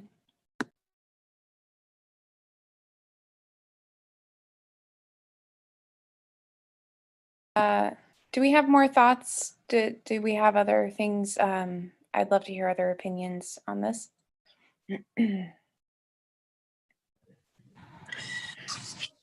I guess I would just say that I think Winterberry retaining flexibility, or asking ASD to have flexibility to, you know, make decisions that may be different from the district because we are a charter school like we did last time, I think is a, you know, I think that makes a lot of sense. I definitely, I think this faculty survey was not chilling, but it certainly was very telling that there's a lot of fear amongst many faculty members about coming back, and staff, and I definitely appreciate that.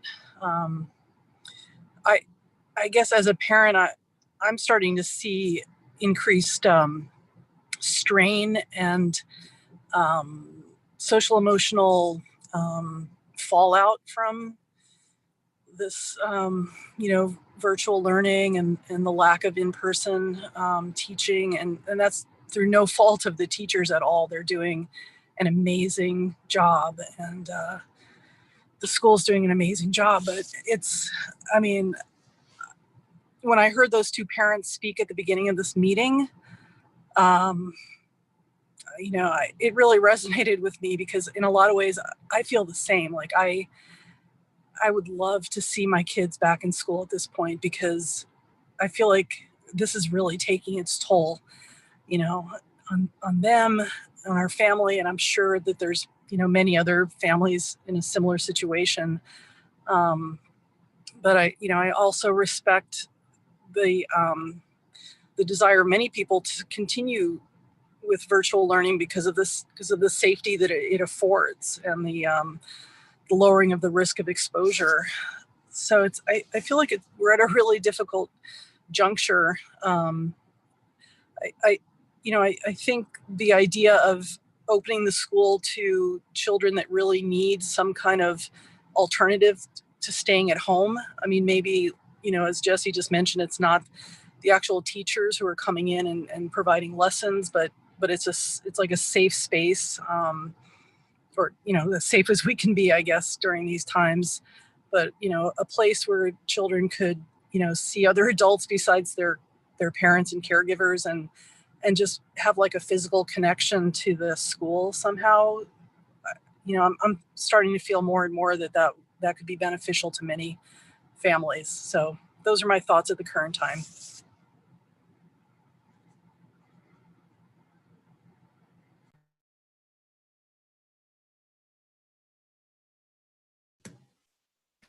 I usually don't. I don't like to speak up about things that I don't feel that I have a specific expertise on. I don't know. Sometimes I actually feel bad that in some of these meetings I'm more quiet than I might be in a space where I had more expertise. I think that one thing to consider for me is that there is a big pull between my personal desire and feelings for my child to return to school, and for all of us watching our children suffer in whatever way is the toughest thing for us to endure as human beings. And so there is a very, very strong emotional push that direction. And then going through what appeared to be kind of a break-even community survey, given what Ms. Pepe Phelps said about the undecideds, what they said about why they put that in there, sounds like it may have been more of a break-even than what the green bar might have showed. And very, very strong faculty feelings. It is tough to juxtapose those, and trying to make the right determination for the community may not be what is what I feel strongest. And so that is just something that I'm considering, and if anybody else is as well, I hope that they will just be aware of their own emotional proclivities or bias in a given space. And I just wanted to give voice to potentially the kinds of families and children who might not have as much voice in these conversations. I know that, for me growing up, my home was a place of fear, and school was really the only solace that I got from that fear, because it was really, anything could set off just terrible abusive evenings. And I know that if I had not had that break of being able to go to school and have friends and be joyous and jokey, that my life would have been very, very difficult. And many of those families are less likely to participate in the process of making the determinations of what a school or school district does. I also worked in behavioral health and with many families who were in the foster care and therapeutic foster care system. And I know for a lot of them, it was the school system that saved them in any number of ways, whether it was that they were the first mandatory reporters who saw something going on, or it was just the only space where they felt they had a loving adult in their lives. So that was always a very moving thing for me. So I just wanted to kind of bring up that the pull between my specific way of feeling and what may be best for the community is a tough thing, and it might be for anybody else too, and that there might not be voices at the table who also have something important to say, but just don't have the voice to say it.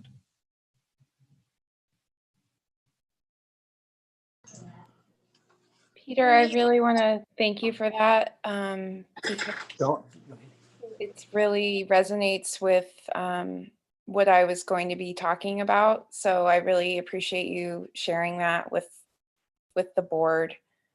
I had a similar experience, and I think growing up, and I think what is really challenging about this, what we're facing, is there really is not, I don't think there's one right answer here. There's several different avenues, but really there's not, this is a difficult decision no matter which way we decide, and people will be affected no matter which way we decide. And that is really heartbreaking and difficult. That's also our role as the board to deliberate about this. And so I wanted to share my perspective as a parent. I really am holding in my heart our amazing faculty in one hand, and then also our parents in the other. And I really feel like there's, it's hard to know how to articulate this, but I really hear the anxiety and also the very valid concerns that are raised by the faculty in this survey about, you know, what kind of plans are in place or not in place. I think it does not help that there's been very inconsistent messaging on almost every level, from our local level to the national level, on how to approach this. We're all in the dark here, and we're trying to do the best that we can. And that's incredibly frustrating because in the meantime, you know, people are suffering. So I really want to say I hear that, and I really agree with a lot of the points that were raised. But I also have the perspective of, you know, having been in Winterberry for 9 years now. And when I started, I was a single parent. I was poor. I was the poorest person in our class. I can guarantee it. You know, I often felt like I did not belong in our community because I was surrounded by much wealthier people. And I had to fight really hard to make sure that my son was able to thrive in Winterberry. And it took a lot of work to do that. And I think the way our school is often set up, you really need to have a full-time stay-at-home parent to manage it, or outside help. And that's not an indictment against anybody here or against the school. It's just the way our school is. And so I think it's been really great to see more socioeconomic diversity coming into our school. And I felt after our last meeting, when we voted, I thought, man, I voted for my life the way it is now, but I did not vote for myself 6 or 7 years ago. I felt like I betrayed her, which is sort of a dramatic way of saying that, but I felt like I let her down. And I just, as this drags on, I really am hurting for the parents and the children in our school who are really struggling right now. I'm also hurting for the staff who are in an impossible situation. And I just really want to acknowledge both sides of that. But for myself, I really feel more and more that we have to find a way to do more for these families. And it feels like I'm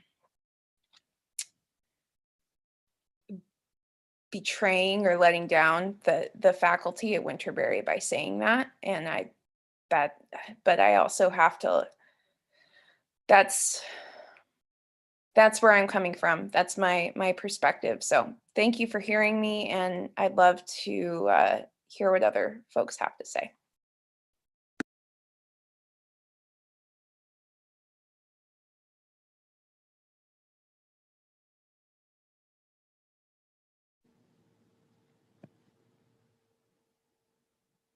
Sorry, I only have my phone, so I can't see everyone at the same time. Everything that's being said resonates with me deeply. As a parent who leaves their kids home alone all day, just hoping they do their schoolwork, and I get home, and if they ask for help, I help them. If they're just like, I don't want to talk about it, it doesn't happen, and that's fine. I feel like our role as a board is to support Julie, to support the administration, who then in turn supports her faculty. And that's why we are here as a board, to support the school through these teachers. But then there isn't a school without students. So it's definitely on two separate sides there. And as a parent, I want my kids desperately to go back to school. I would have sent them the first day if I could have. But I also only say that because I never stopped working. So I have lost some of the fear I've gotten like COVID fatigue. You know, I go to work every day, I PPE up, I do all the things. I see, you know, multiple people during the day in close contact. And so far I've been okay, you know, and but that's just me. That's just one person with two kids. I think two kids at Winterberry. And they're just actually getting used to the distance learning. So it's almost like, okay, like this is the first time I'm like, whatever, it's gonna be fine. We'll make it a year. Our collective trauma, we're all doing it together. And so if we don't get to go back to school, I'm finally like, I've learned helplessness about it, and it is what it is. I want to support our staff, but exactly that, everything you guys are saying, that I was a little bit blown away by the number that 71% of our families have not experienced economic hardship. That seemed huge, but those 35 people who answered that they have, that's really important. And we need to talk about that.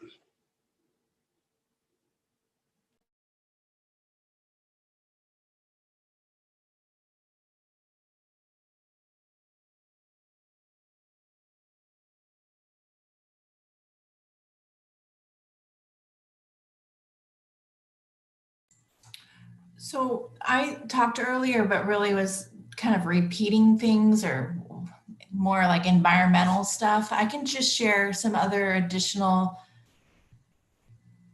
thoughts, given everything I've heard from fellow members and the surveys.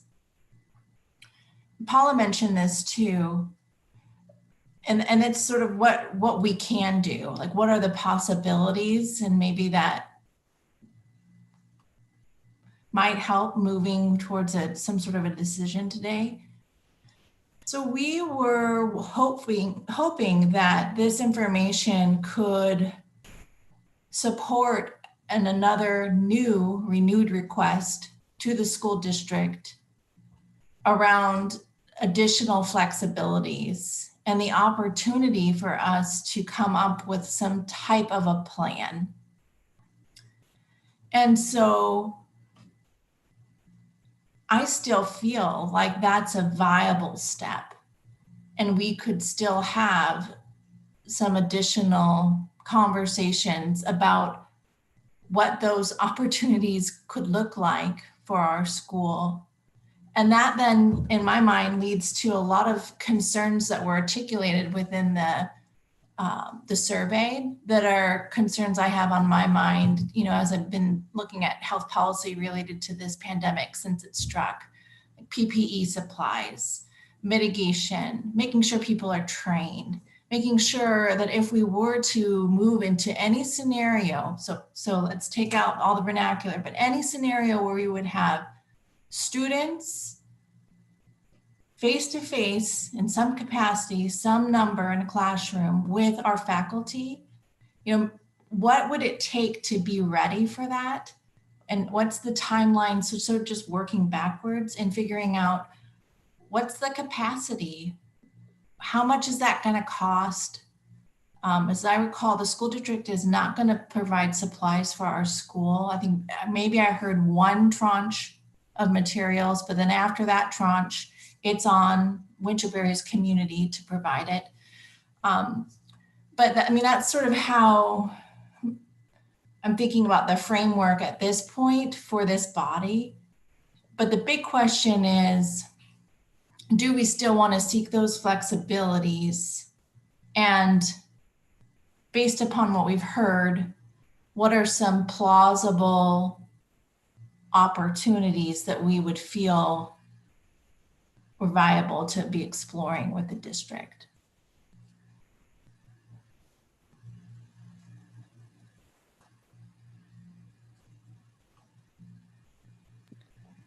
So Principal Pepe Phelps, I believe you had mentioned that charter schools have been presenting, or rather informing the district of their plans. And so it's my understanding that we have a decent amount of latitude in this to create what we need for our school. Is that the right understanding? The protocol, based on kind of the structure of a charter school, hasn't been, fully played out.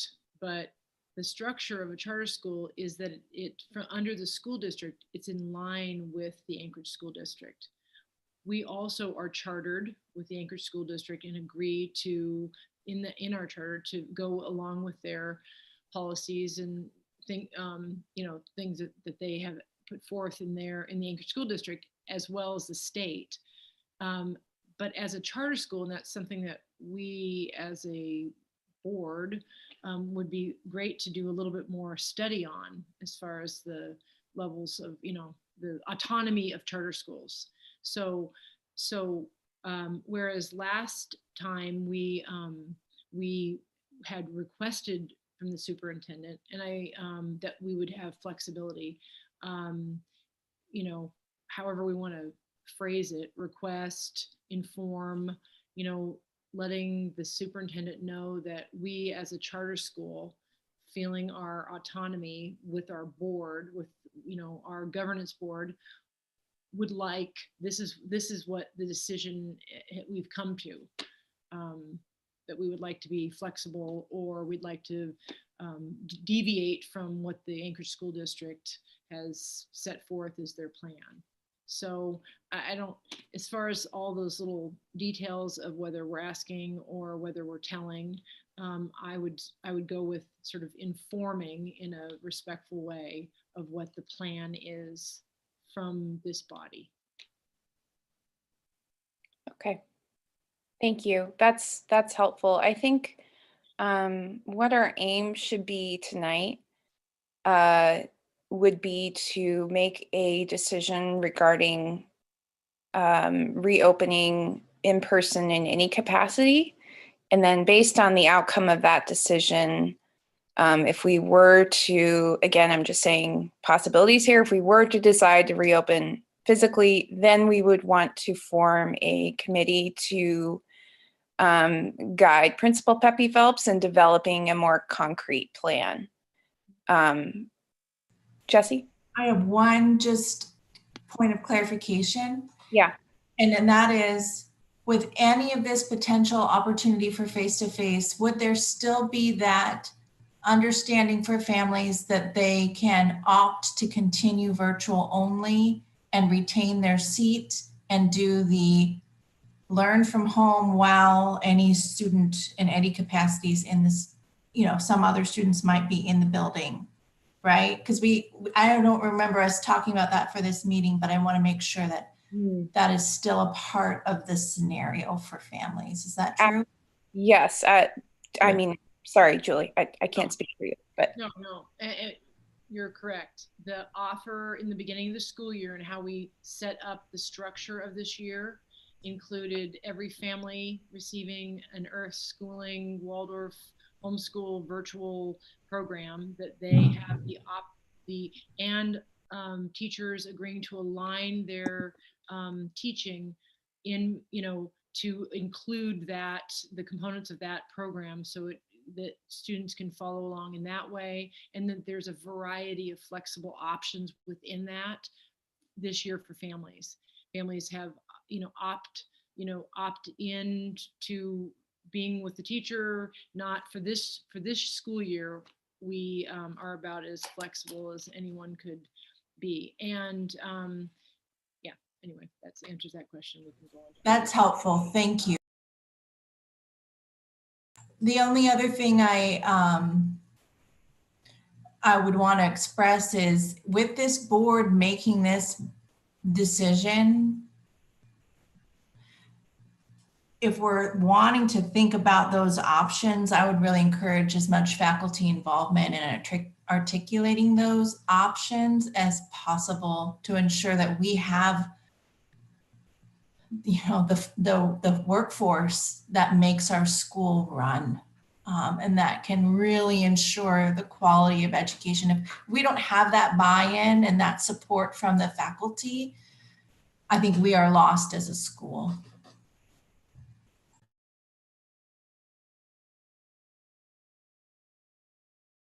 Molly, it looked like you were trying to say something. Well, we don't know what a virtual, I mean, everyone has their Earth schooling curriculum. I just want to just make sure you understand that if some children stay home, they won't be getting what they're getting now because we cannot film videos, hold Zoom meetings, and teach live in school.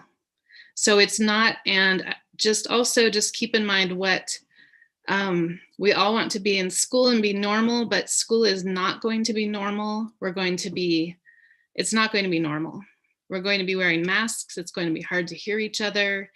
It's just not going to be normal. So just keep that in mind. If you're picturing the old Winterberry of last year, it's not going to be the same. So that's just what I wanted to say. Thank you. Those are really great points. Thank you. And also to say that the faculty and I have not talked about the fine points of what will happen upon return. We haven't gone through all those points yet. So I appreciate all the experience and comments, but we as a group have not discussed the finer points of what that would actually look like and how we could serve as many children as we could and keep our school together. That is another key point that we're really looking to do, is keeping all of our students, you know, all the students in the class together with each other as much as possible. Thank you. I really want to be conscious of everyone's time, and we still have another business item. So I'd like to open up the floor for any other WCC members to share. And then I'd like someone to introduce a motion. So I'll just put myself on mute, speak now or forever hold your peace.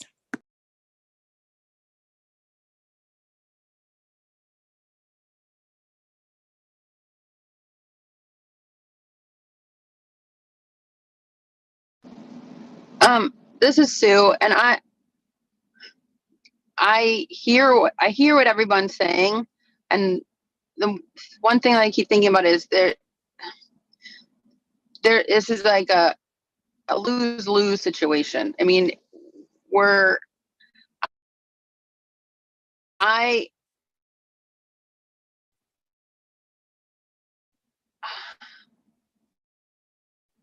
don't is or to say that we'll I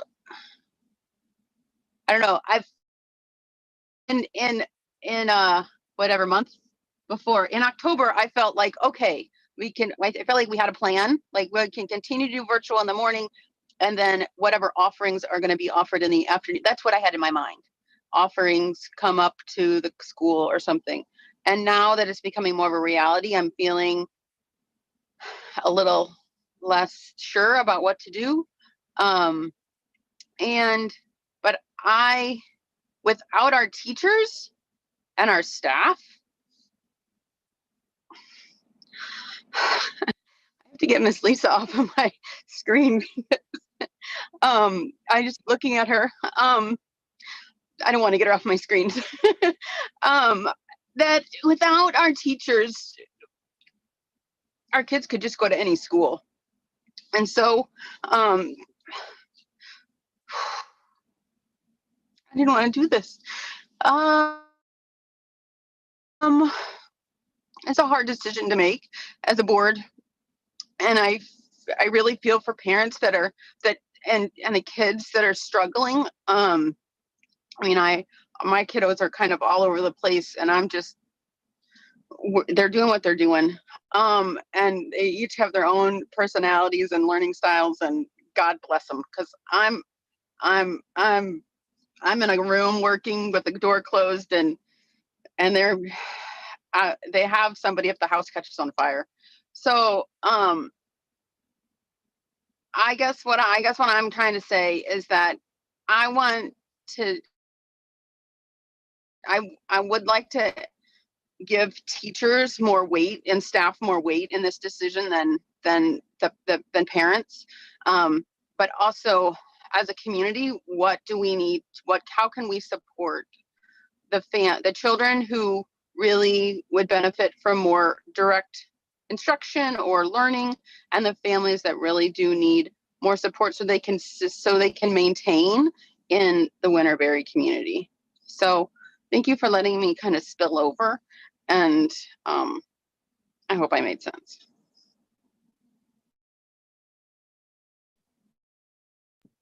Thank you, Sue. That I hear you, and I really resonate with lose-lose. I think that's a pretty good way of summing it up. And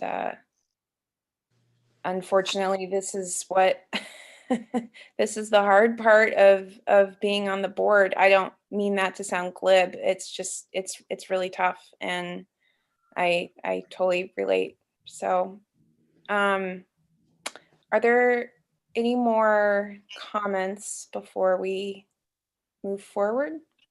One more comment, Suzanne, so we listen to everybody in the next step. We're looking to close this out. Are we looking to make a decision on this? And I kind of liked the idea that a few people echoed earlier, which is, we're creative people. There's quite a few of us, and I think maybe there's a creative solution that we can come together to try to solve some of these problems, and some of our creativity and our community together might be able to ease the burden that is strictly laid on teachers. So I don't know if that's a way, but I'm certainly willing to volunteer and help in that process, especially if it kind of creates win-win solutions. And yeah, I'm just trying to empower us for thinking for new ideas, I guess, if that's what's needed. I think that this is Alex. One more comment, if you don't mind. I think that's a really good point, that we've had a lot of discussion about this. There's a lot of ideas that have been sort of floated or hand waved, but there's still opportunity for this creative thinking that you're talking about. I think that there may be solutions we haven't come up with yet, and it might not be a bad idea to keep trying to find one that would really strike a chord. Because I'm getting the sense from our discussion today that no chord has been struck. And if you look at the survey, the survey showed clearly there's discord in terms of people's feelings about what should happen next. And I just wanted to sort of circle back on a couple of things that were spoken about earlier today. I echo Peter and Susanna's comments on the sort of unvoiced opinions of some of our constituents, especially the children.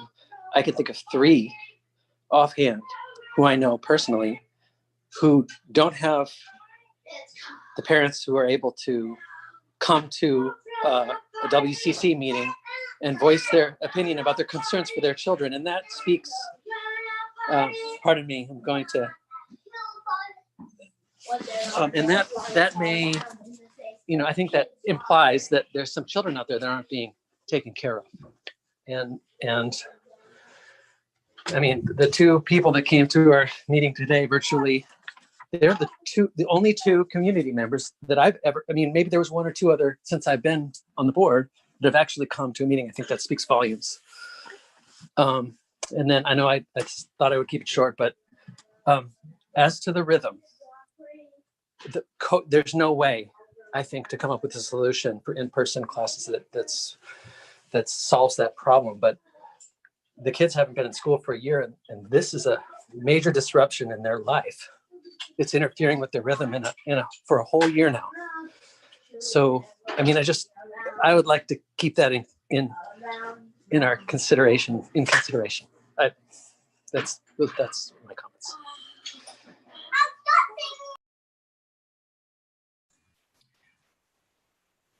So I have a couple of questions, and Principal Pepe Phelps, I'm hoping you can help just answer them. I'm sorry to put you on the spot.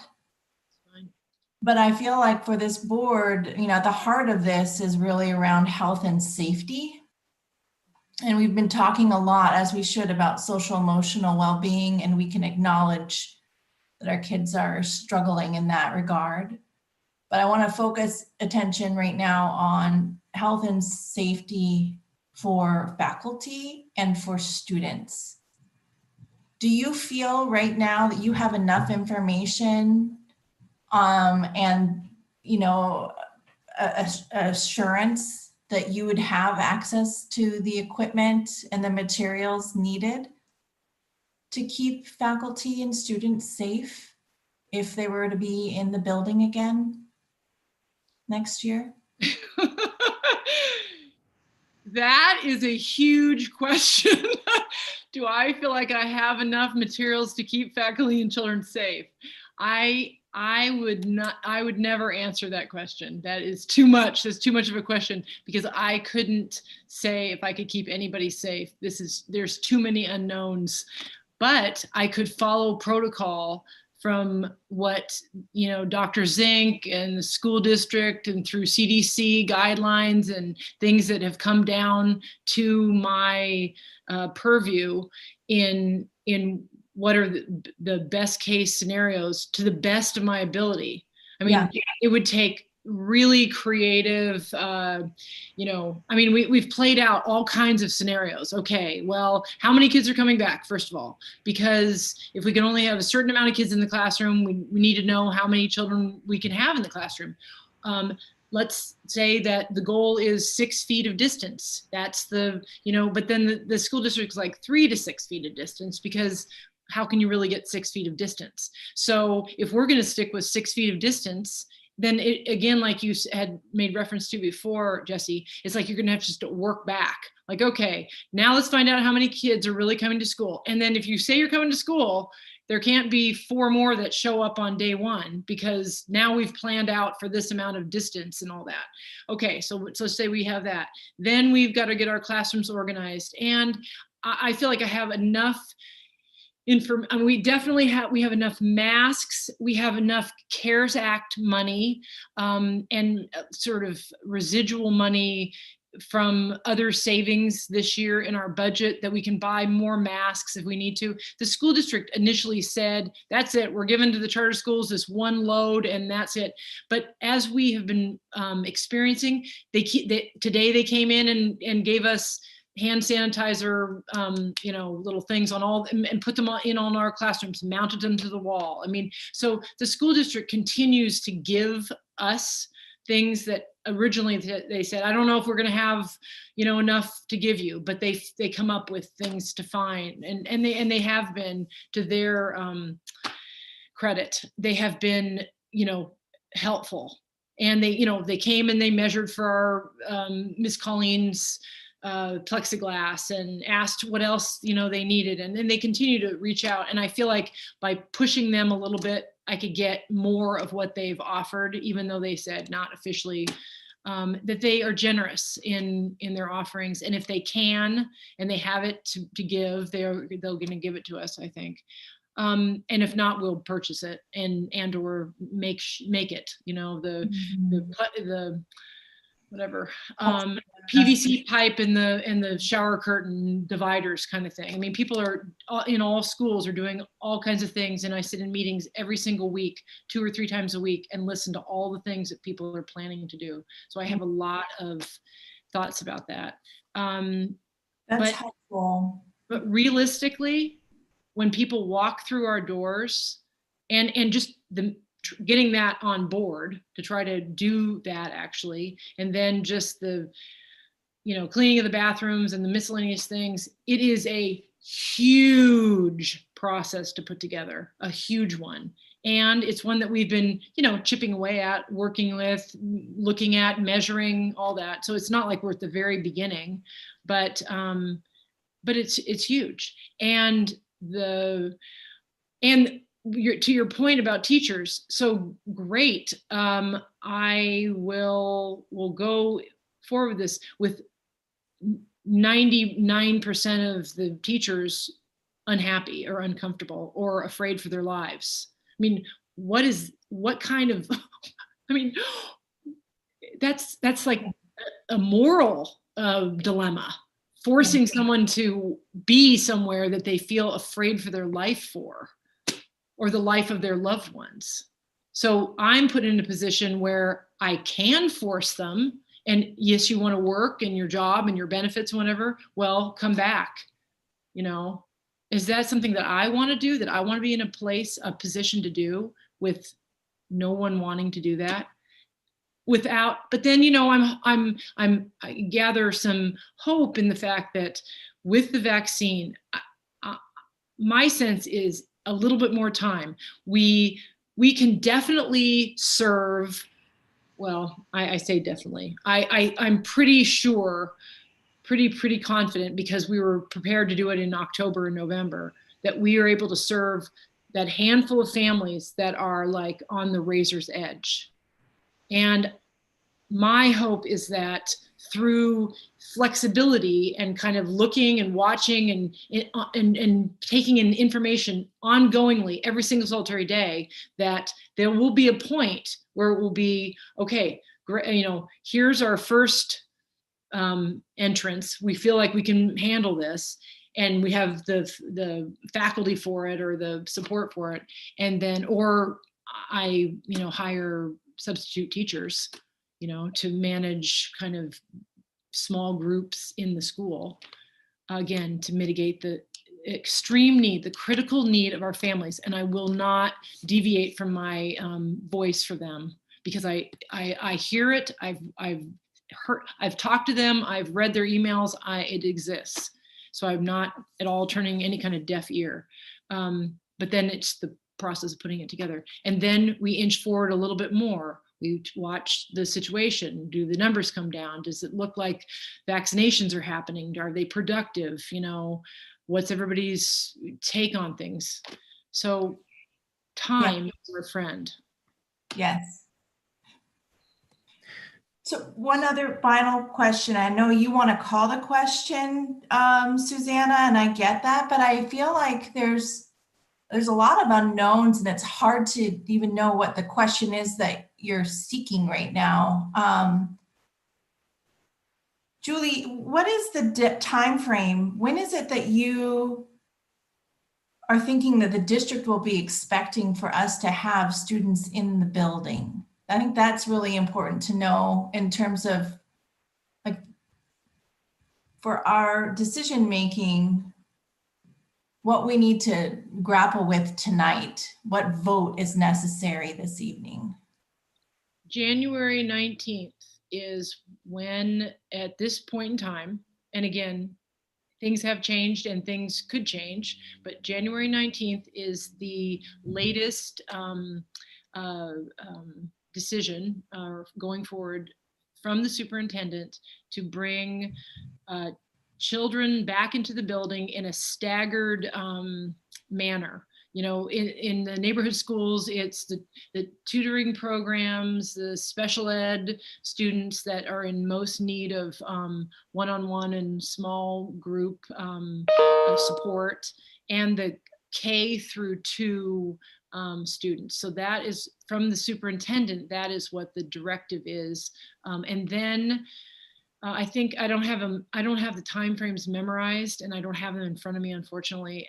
I apologize for that. But then there's a a staggered process to bring the rest of the elementary groups into the school based on all going well to the original plan, and then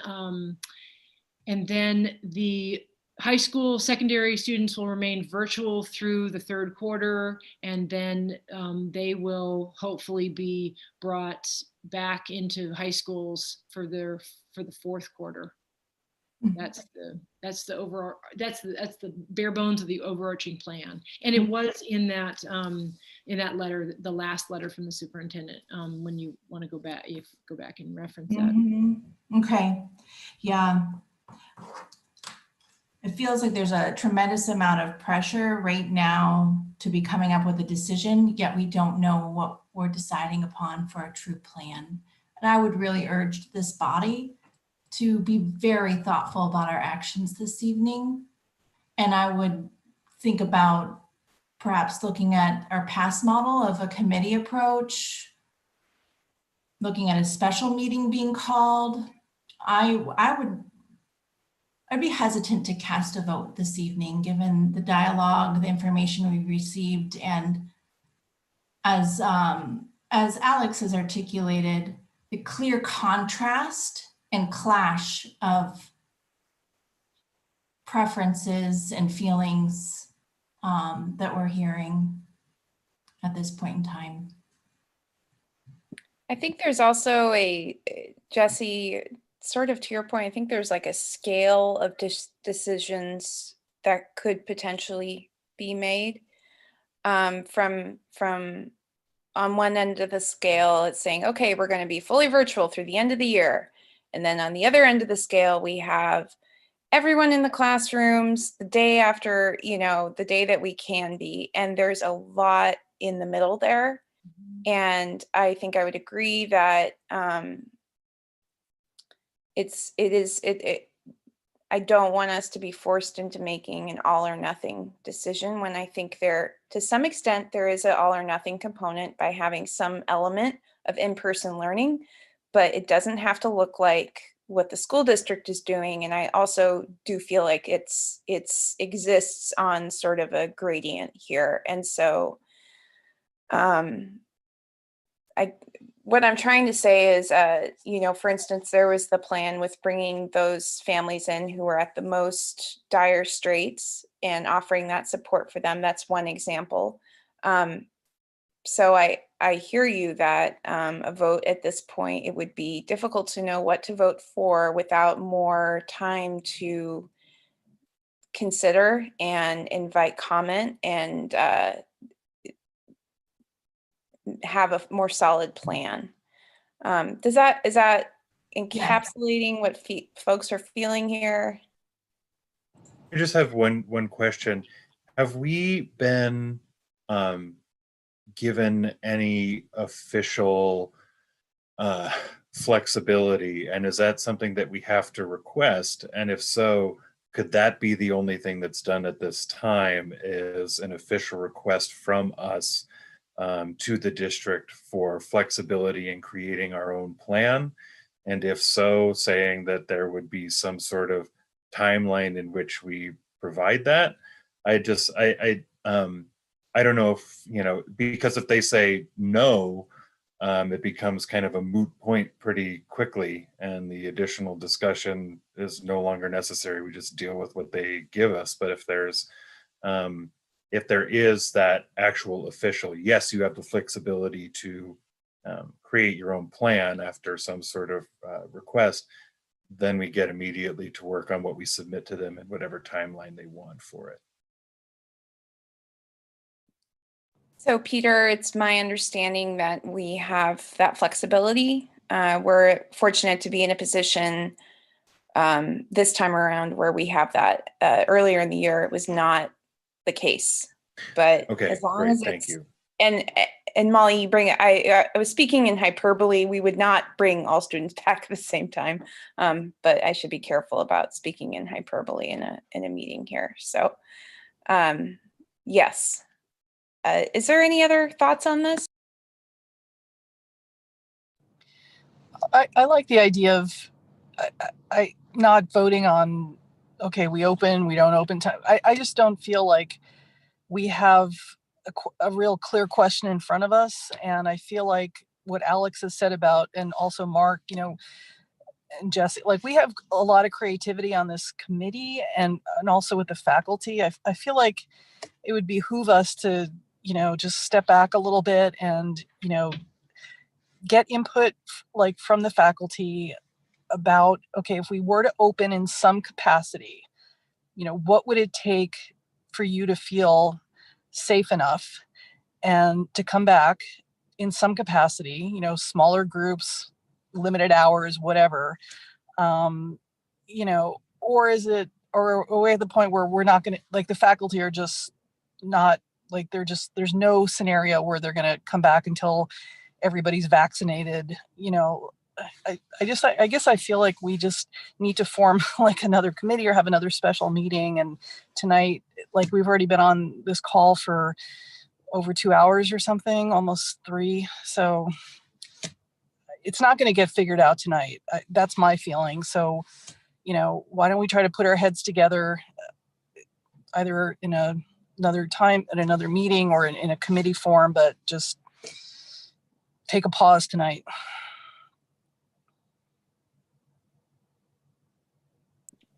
Thank you, Paula.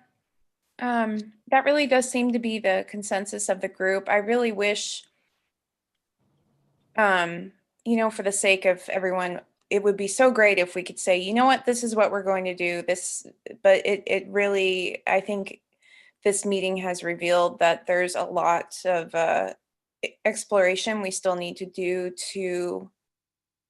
do justice to the gravity of this decision. And we have to do it based on the information that we have right now. We did that process earlier in the school year, and we have new information now, so we have to adjust accordingly. So I think it would be good if we used the model that we did just recently for help me out here, guys, it's late. We were publicly noticed. It was for the survey. That was it. To have as much public access as possible. I really thought that was very well done. And I know we're entering winter break here, so that poses an extra challenge. But I wonder if we could discuss about having a special meeting. Let's see. The second week of January. What day are we back at school? Could somebody help me here? Yeah, we're teachers are back, I think on the 4th. So let's for just one moment, if you'll indulge me. So today's December 17th. The plan for return of students is January 19th, which is 1 month from now.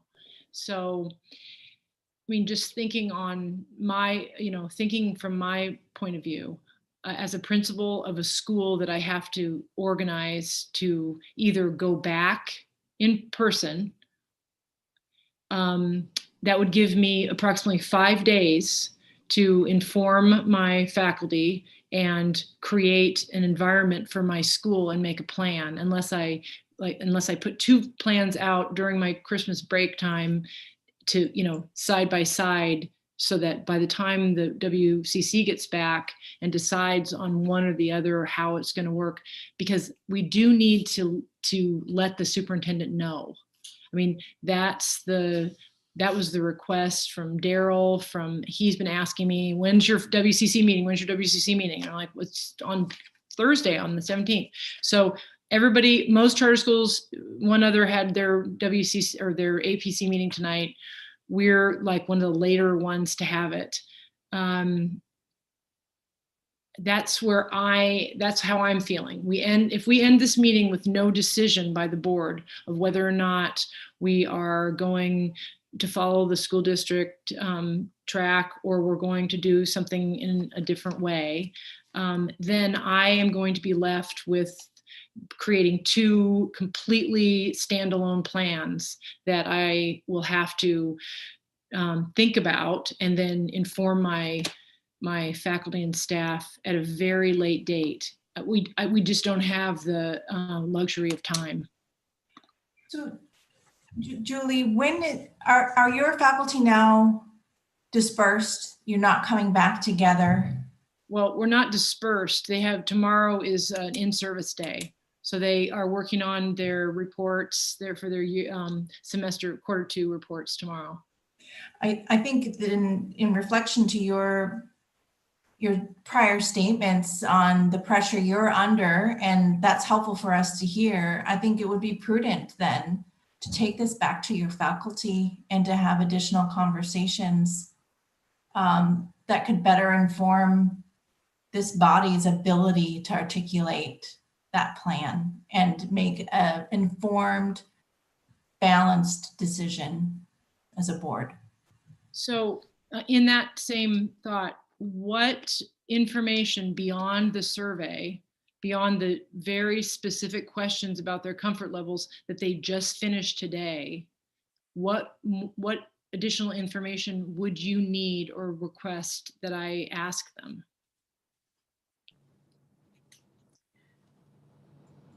So my mind goes to that continuum that Susanna was articulating, that continuum of potential in-person opportunities and having a clear understanding on feelings of readiness and performance, and would the staff, would they be willing? And that really relates to your comments about an hour ago when you asked, do I really want to be asking the faculty to do something that they do not want to do and they do not feel safe doing? I think out of anything I heard during this meeting, that really resonates with me. That and the comments from our parents at the beginning of this meeting.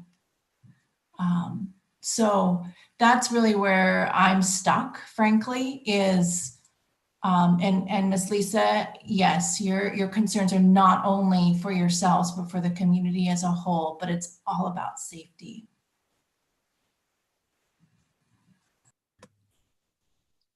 If you needed it, I mean, I also agree that the commentary about forcing workers into a situation where they feel unsafe, really, like, that was a big moment for me as well. I mean, I individually, I would be willing to vote in favor of, if it were to come up, an extension of in-home, as much as that pains me personally, through February, with a reassessment based on whatever has happened with the availability of vaccine, and how we will have had at least some time at that point to see how Anchorage's more general reopening has gone. That kind of thing, because if we have the flexibility in this regard, we then have the benefit of not being the first one into the fray, as it were. And if 19th opening happens and it is a debacle and we meet in February, our choice then is clear. If it is not, then we have gained a lot of additional information in making our decision at that point. But I would also feel, I would feel pretty terrible if I did vote to put workers back into that situation, then it did end up being that somebody in their family, we had an example of a teacher whose older family member did pass from COVID last year. If that were to happen due to some kind of contraction that happened due to being forced back in, that would weigh heavily on my conscience. And so I'm willing, even though it will be very, very hard, if there were a vote to come up this evening, to vote for an extension of this form of schooling through February with a reassessment based on what we've seen in the meantime. And then you would be able to take a determination back to the district.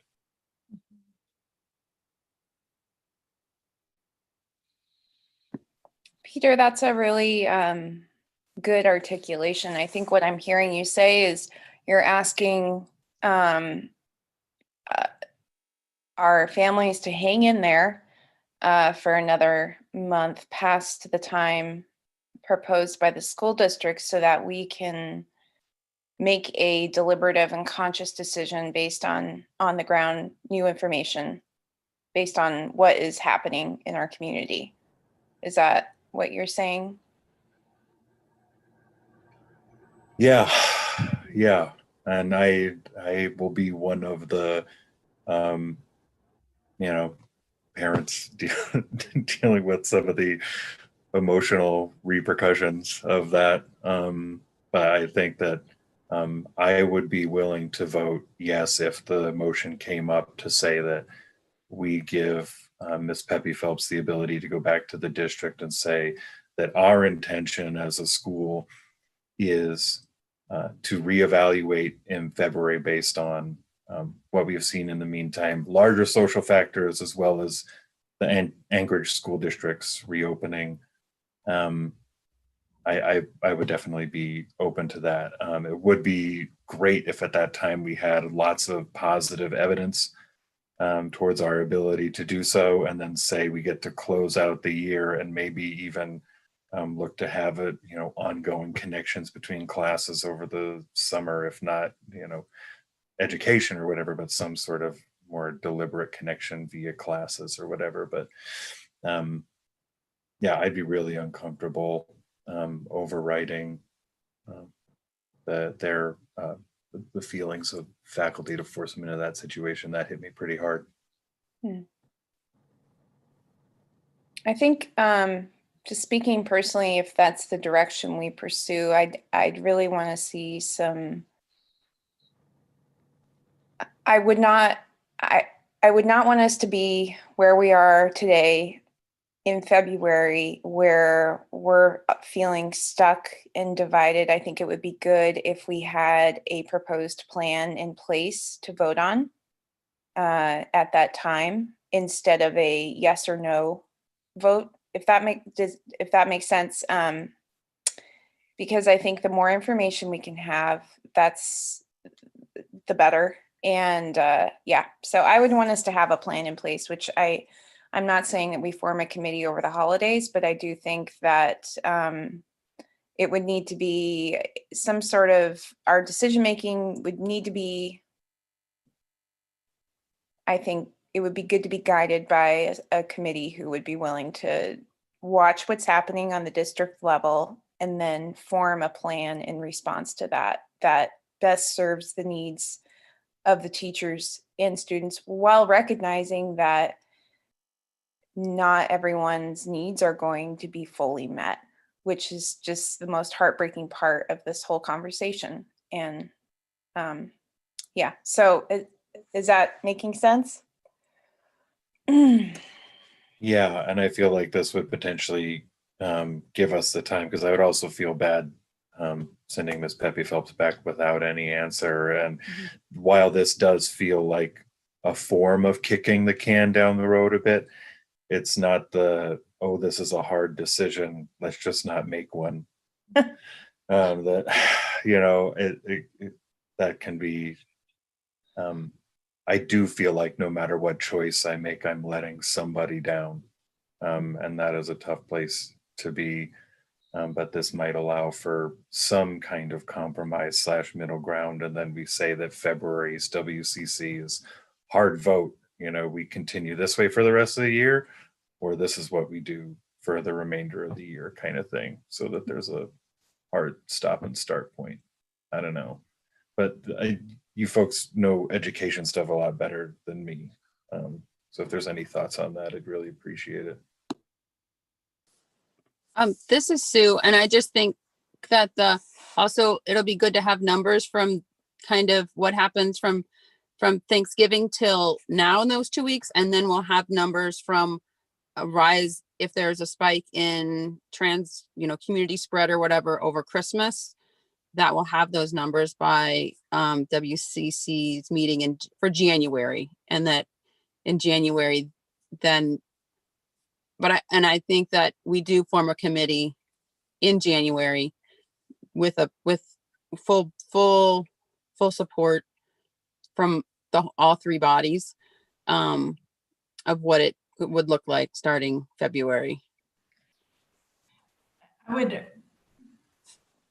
I would encourage us to continue with the kind of process that we've begun as a board and continue to have a committee in place and for this decision to rest with the board, but make sure that that committee is comprised with a diverse membership. That's my one sort of caveat to what you just presented as a suggestion for the committee. And I wrote it in the chat earlier, I'm willing to continue to serve on that committee. And I suggest to expedite this work, which is going to take more, frankly, than a month. That we opt in and have other members join this committee this evening before we adjourn. So we know the membership of that group and can start to formulate a plan for meeting and working through that process. And faculty need to be involved in that whole process as they should be.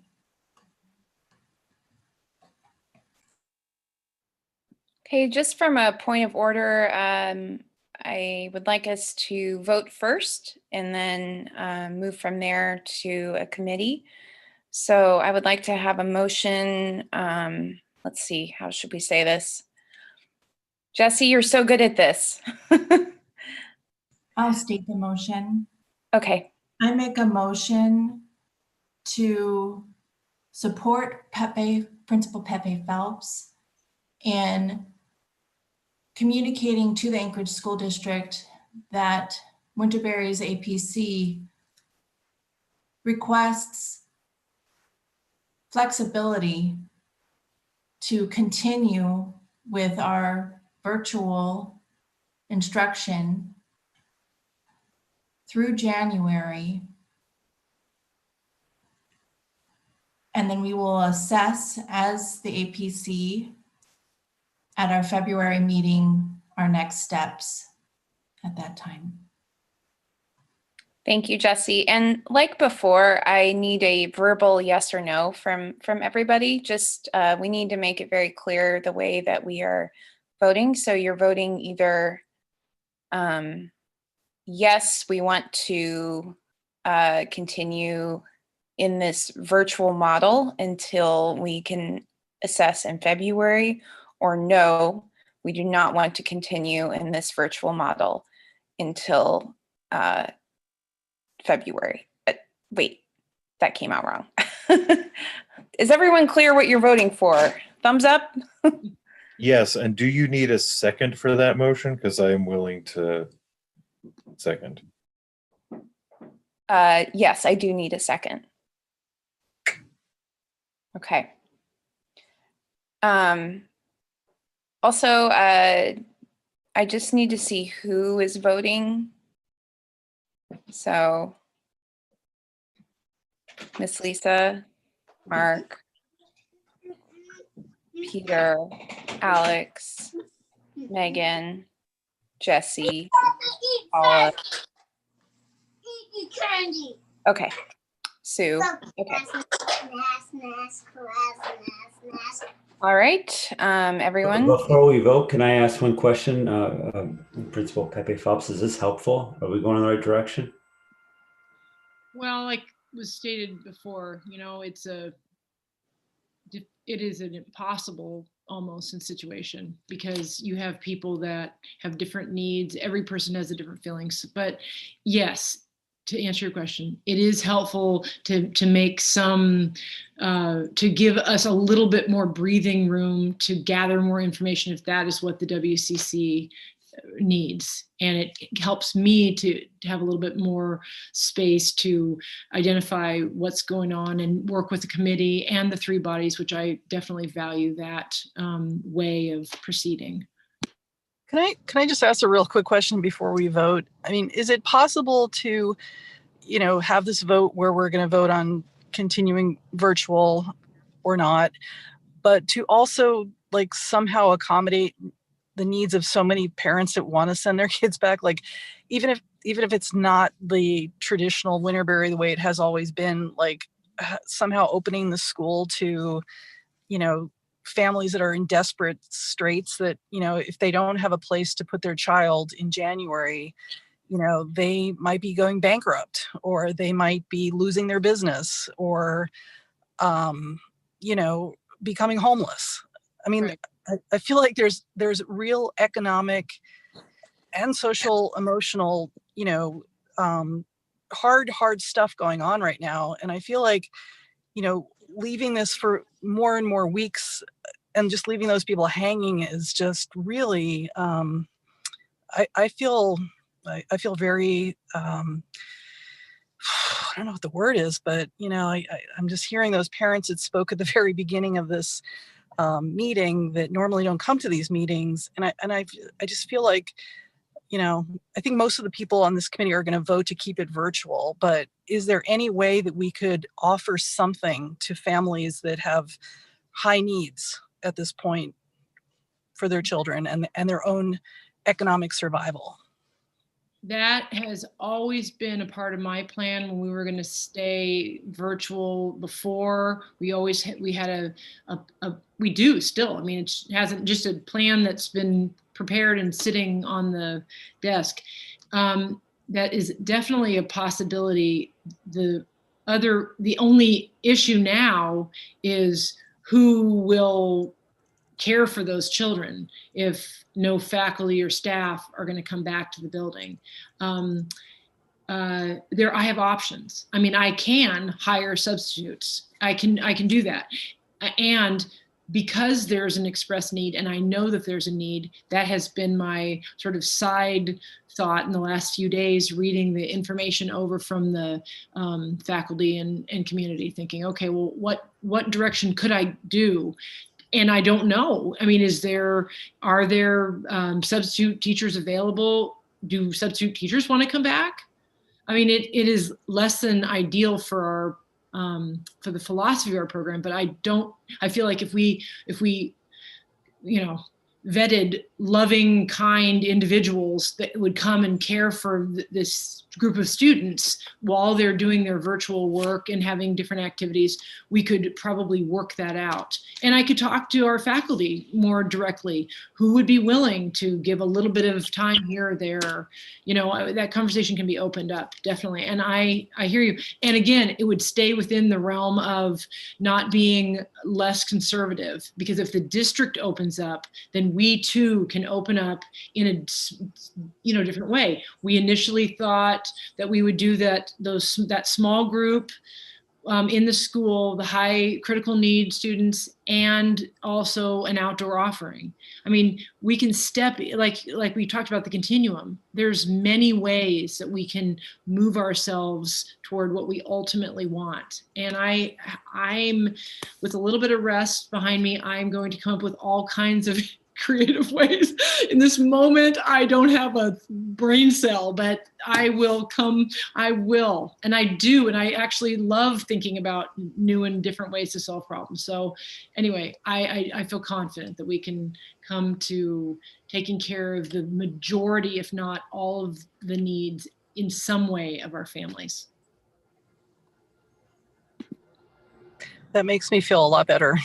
And I just know with so many people out of work in this town, somehow there's got to be a way to get volunteers to staff a few rooms of kids who need a place to go. So thank you very much for that, Ms. Pepe Phelps. There's a motion on the table, and I'm wondering, does it need an amendment?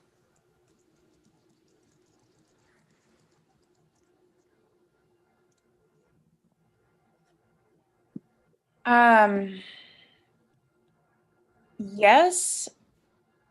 And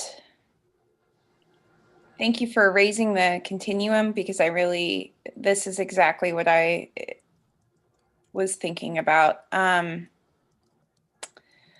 the motion talks about flexibility to continue with virtual instruction. Okay, it may be amended, well, I'm not going to speak to the amendment, but anyway. No, and providing an option for the high needs I hate to use the word high needs because I feel like it stigmatizes these families. It's just the families that need the in-person support, to the extent to where they will be in dire straits without it. Not just, oh, my kids are making me crazy, but like Paula is speaking, if I do not get my children back in school, I'm going to lose my home. I'm going to lose my livelihood. That's the kind of dire straits that we're talking about here.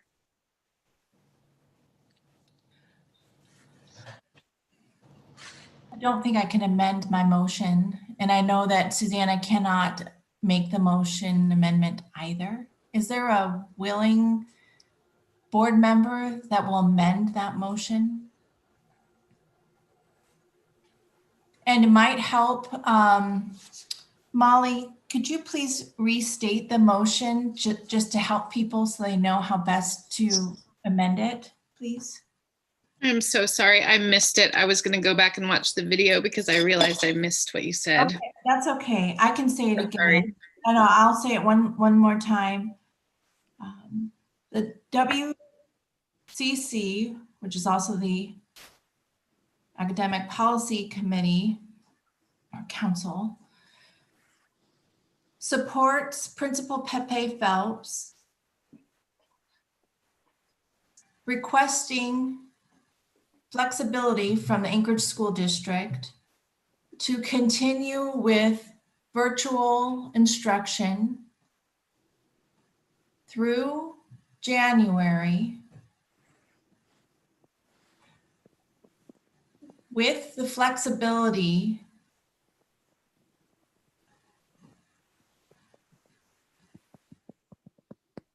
to evaluate next steps while providing in-person support to selected students in need, period. The WCC will reconvene in February to evaluate plans moving forward.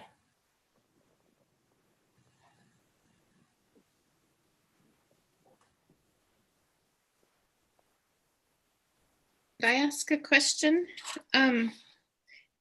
If it's for virtual instruction through January, but the WCC doesn't meet until the third week of February, should it be through the end of February? Yes, thank you for catching the dates.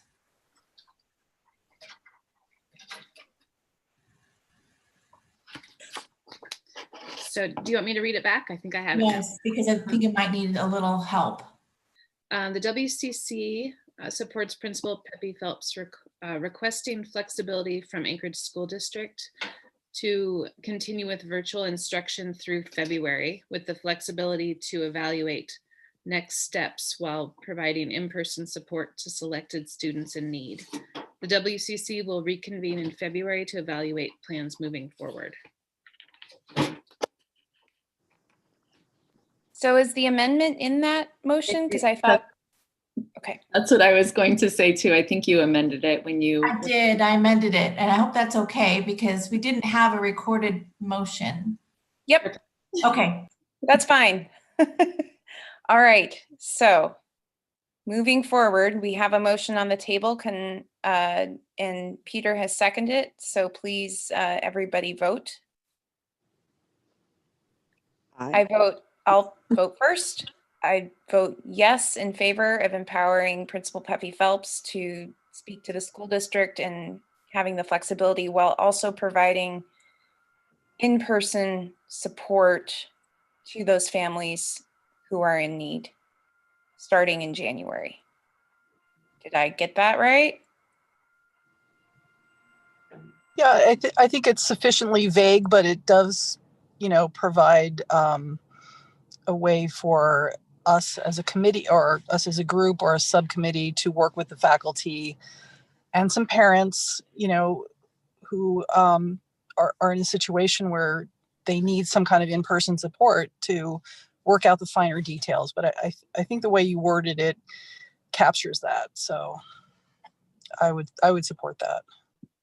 So Paula, I just need a verbal yes or no from everybody. So you as well. Okay, thank you. Yes. This is Sue, and yes. This is Mark, and yes. This is Shayna, and yes. This is Alex, and yes. This is Lisa. Yes. Peter, yes. Megan, yes.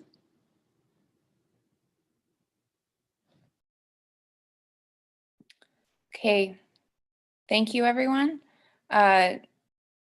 Just tying up that last piece of business, we have a committee already in place for the parent survey.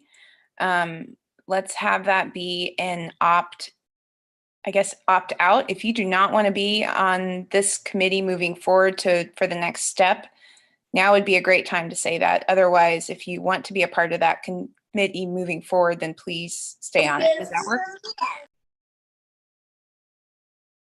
Yes, that works, but I would also encourage additional members if you'd like to be involved in the process moving forward. Just know that you are welcome, and we welcome you to join us. I'm just reading here in the chat box. Perry, is that it? Yes, he would like to be a part of this committee. I think it would be appropriate to have a parent not on the WCC represented in this committee, particularly since this involves crafting a plan for in-person learning. So yes, you would be welcome to be part of that committee. And thank you so much for being willing to do that. Thank you. That would be wonderful. So if we can loop him into all the communication going forward, it's great. That's excellent. Thank you very much for your willingness to serve. And also just a friendly reminder that all of these meetings will be publicly noticed, and anyone will be able to observe our conversations. These are not closed door committee conversations. Yes. Thank you, Jessie. That's a very good thing to remind everyone all the time, especially now when everything's virtual. Okay.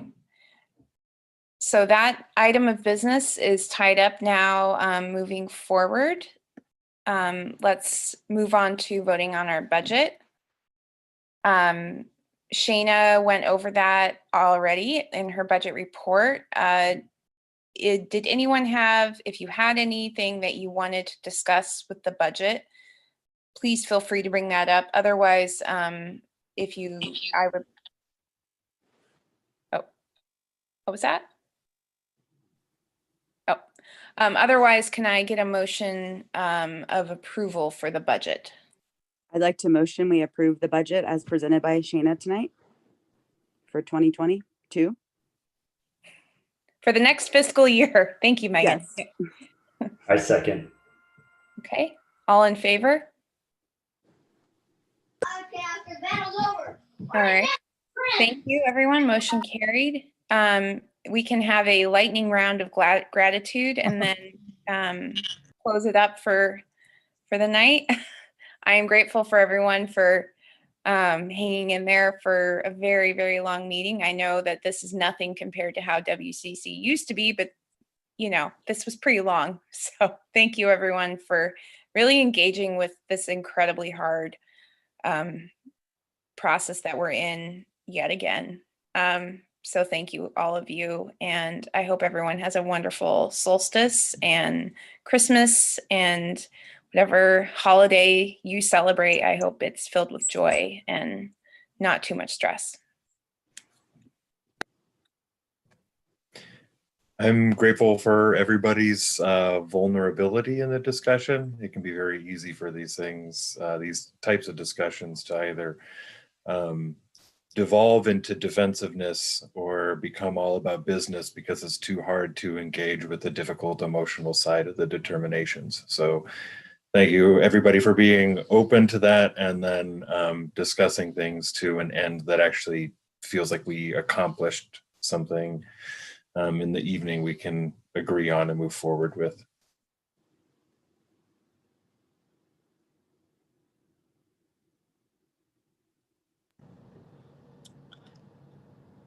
Thanks everybody for your hard work and hanging in there. And you're obviously all very caring, intelligent people. And I'm sorry if I don't know Robert's Rules of Order well enough, but I'll master it here before too long.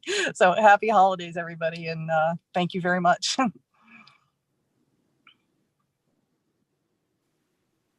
I also want to express gratitude. Thanks for everybody's hard work. Yes, I echo that, Alex. Thank you, and huge gratitude to all of you. I'm also really filled with gratitude for my daughter's teacher, for Mr. Crawford.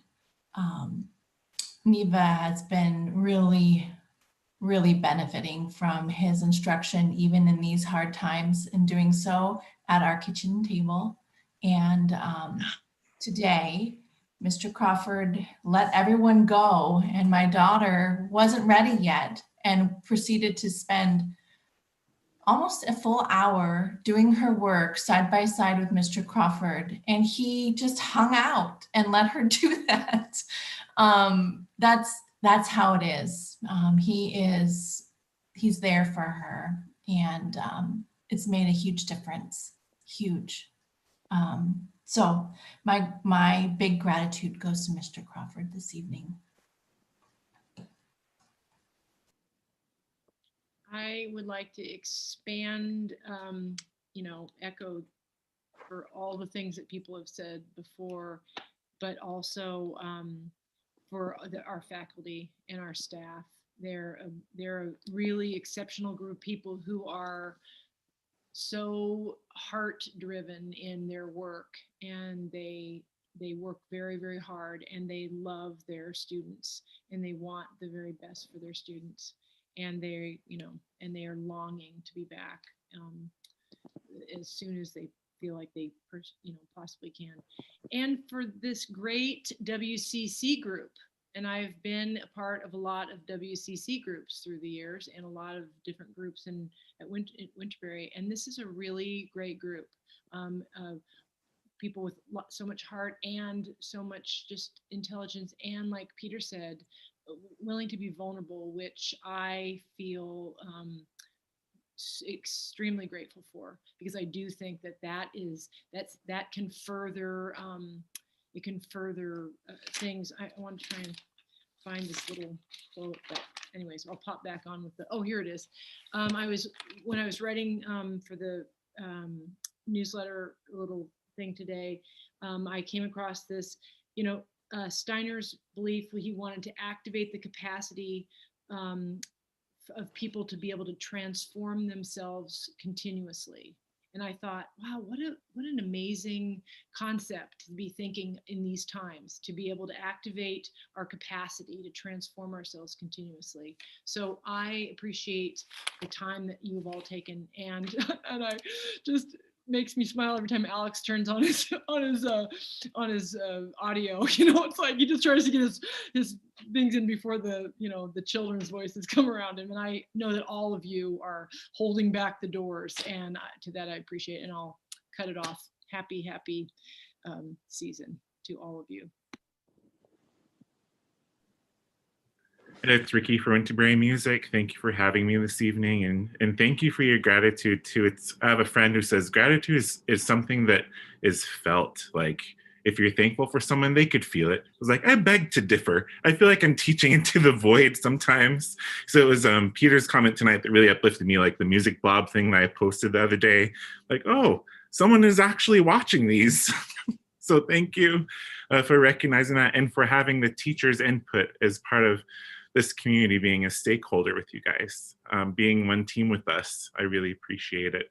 I wish I could say the same for Okashula's APC, because it was actually Julia that said, so Ricky, how would you feel about going back to teach at Okashula? I remember that conversation. Julia was the only one who asked me that, so I really appreciate it.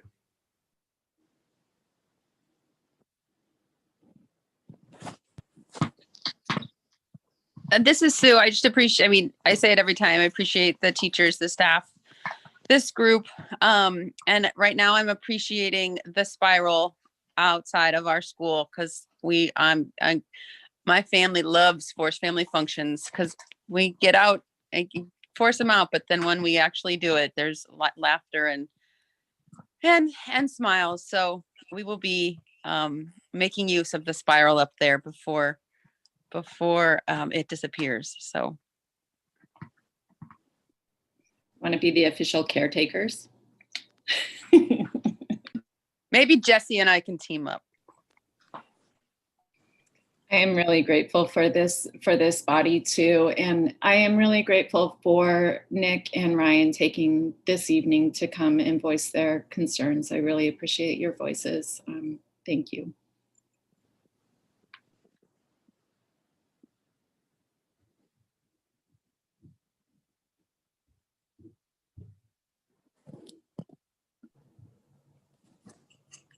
I'm really grateful for you, Julie, Principal Pepe Phelps.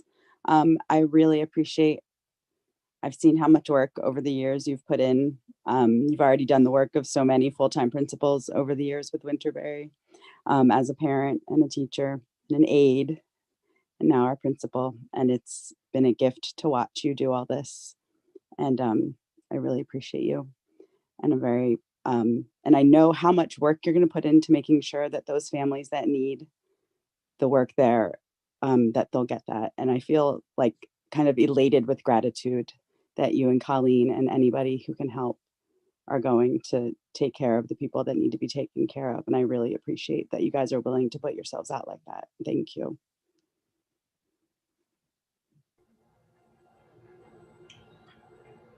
I'd like to say thank you. Heavy, dense evening. I had a good time. Thank you, everybody.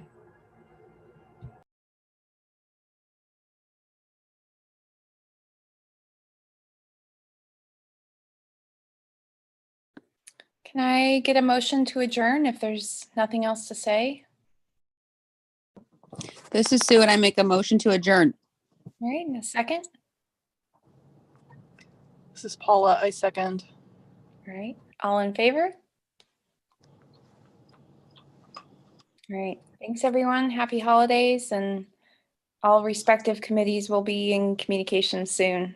So thank you, everyone.